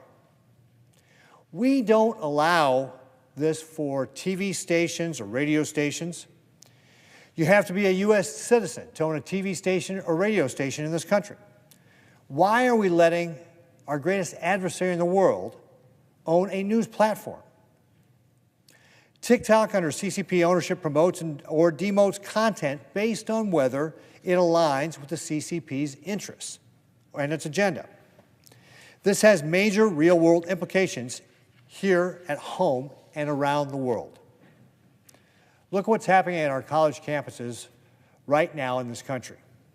Pro-Hamas activists are taking over public spaces and making it impossible for campuses to operate. Jewish students are being told to leave campus because their universities can't guarantee their safety. There are a lot of other things wrong with this, including the failure to prioritize student safety over appeasement of terrorist sympathizers. But why is this happening? Well, let's look at where young people are getting their news. Nearly a third of adults 18 to 29, these young people in the U.S., are regularly getting their news exclusively from TikTok. Pro-Palestinian and pro-Hamas hashtags are generating 50 times the views on TikTok right now, despite the fact that polling shows Americans overwhelmingly support Israel over Hamas. These videos have more reach than the top 10 U.S. news websites combined. This is not coincidence. The Chinese Communist Party is doing this on purpose. They are pushing this racist agenda with the intention of undermining our democratic values. And if you look at what's happening at Columbia University and other campuses across the country right now, they're winning. I want to talk about another example that means a lot back to the folks back home where I represent Nebraska. We know that the COVID-19 pandemic originated in China. Instagram and TikTok currently have about the same number of users in the U.S.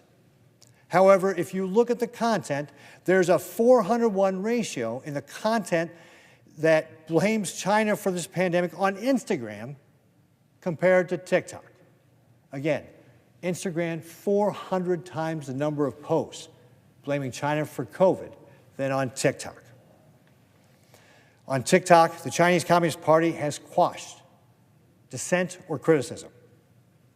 And they've done this for Tiananmen Square, which again, on Instagram, there's 80 times the post around Tiananmen Square than there is on TikTok, and on Hong Kong, where there's 180 times the posts on Hong Kong's being censored or being repressed versus on TikTok.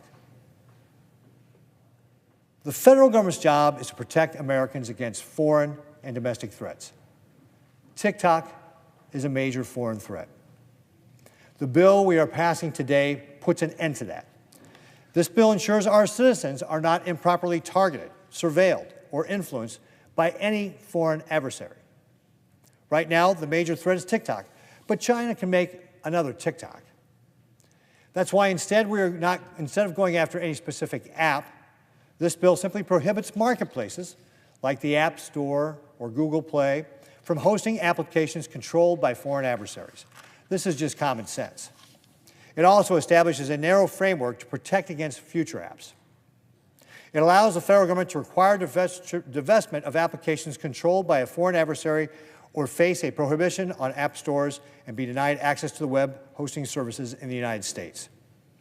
That power has very strict guidelines. The authority can only be exercised if an application is under the control of an adversarial foreign entity, presents a national security threat, and has over 1 million active users annually. It also protects individual users. No enforcement action can be taken against individual users of banned applications. Civil enforcement actions may only be initiated against companies that violate the act. The bill incentivizes China to divest from TikTok, or TikTok will face a ban. If TikTok is divested from the CCP, it can continue to operate in the U.S. If the restrictions are already in effect and TikTok is divested later, the restrictions will be lifted. I believe the Chinese Communist Party is the greatest threat we face in this nation. They're fighting smart, trying to undermine us from within and using technology like TikTok to do it. Together, by passing this bill, it is my hope that we will send a loud message, a clear message, that America is not open to the CCP for influence. We are taking a stand to protect our own, protect our values, and end a major Chinese Communist Party tool to attack us. Thank you, Mr. President. I yield back my time.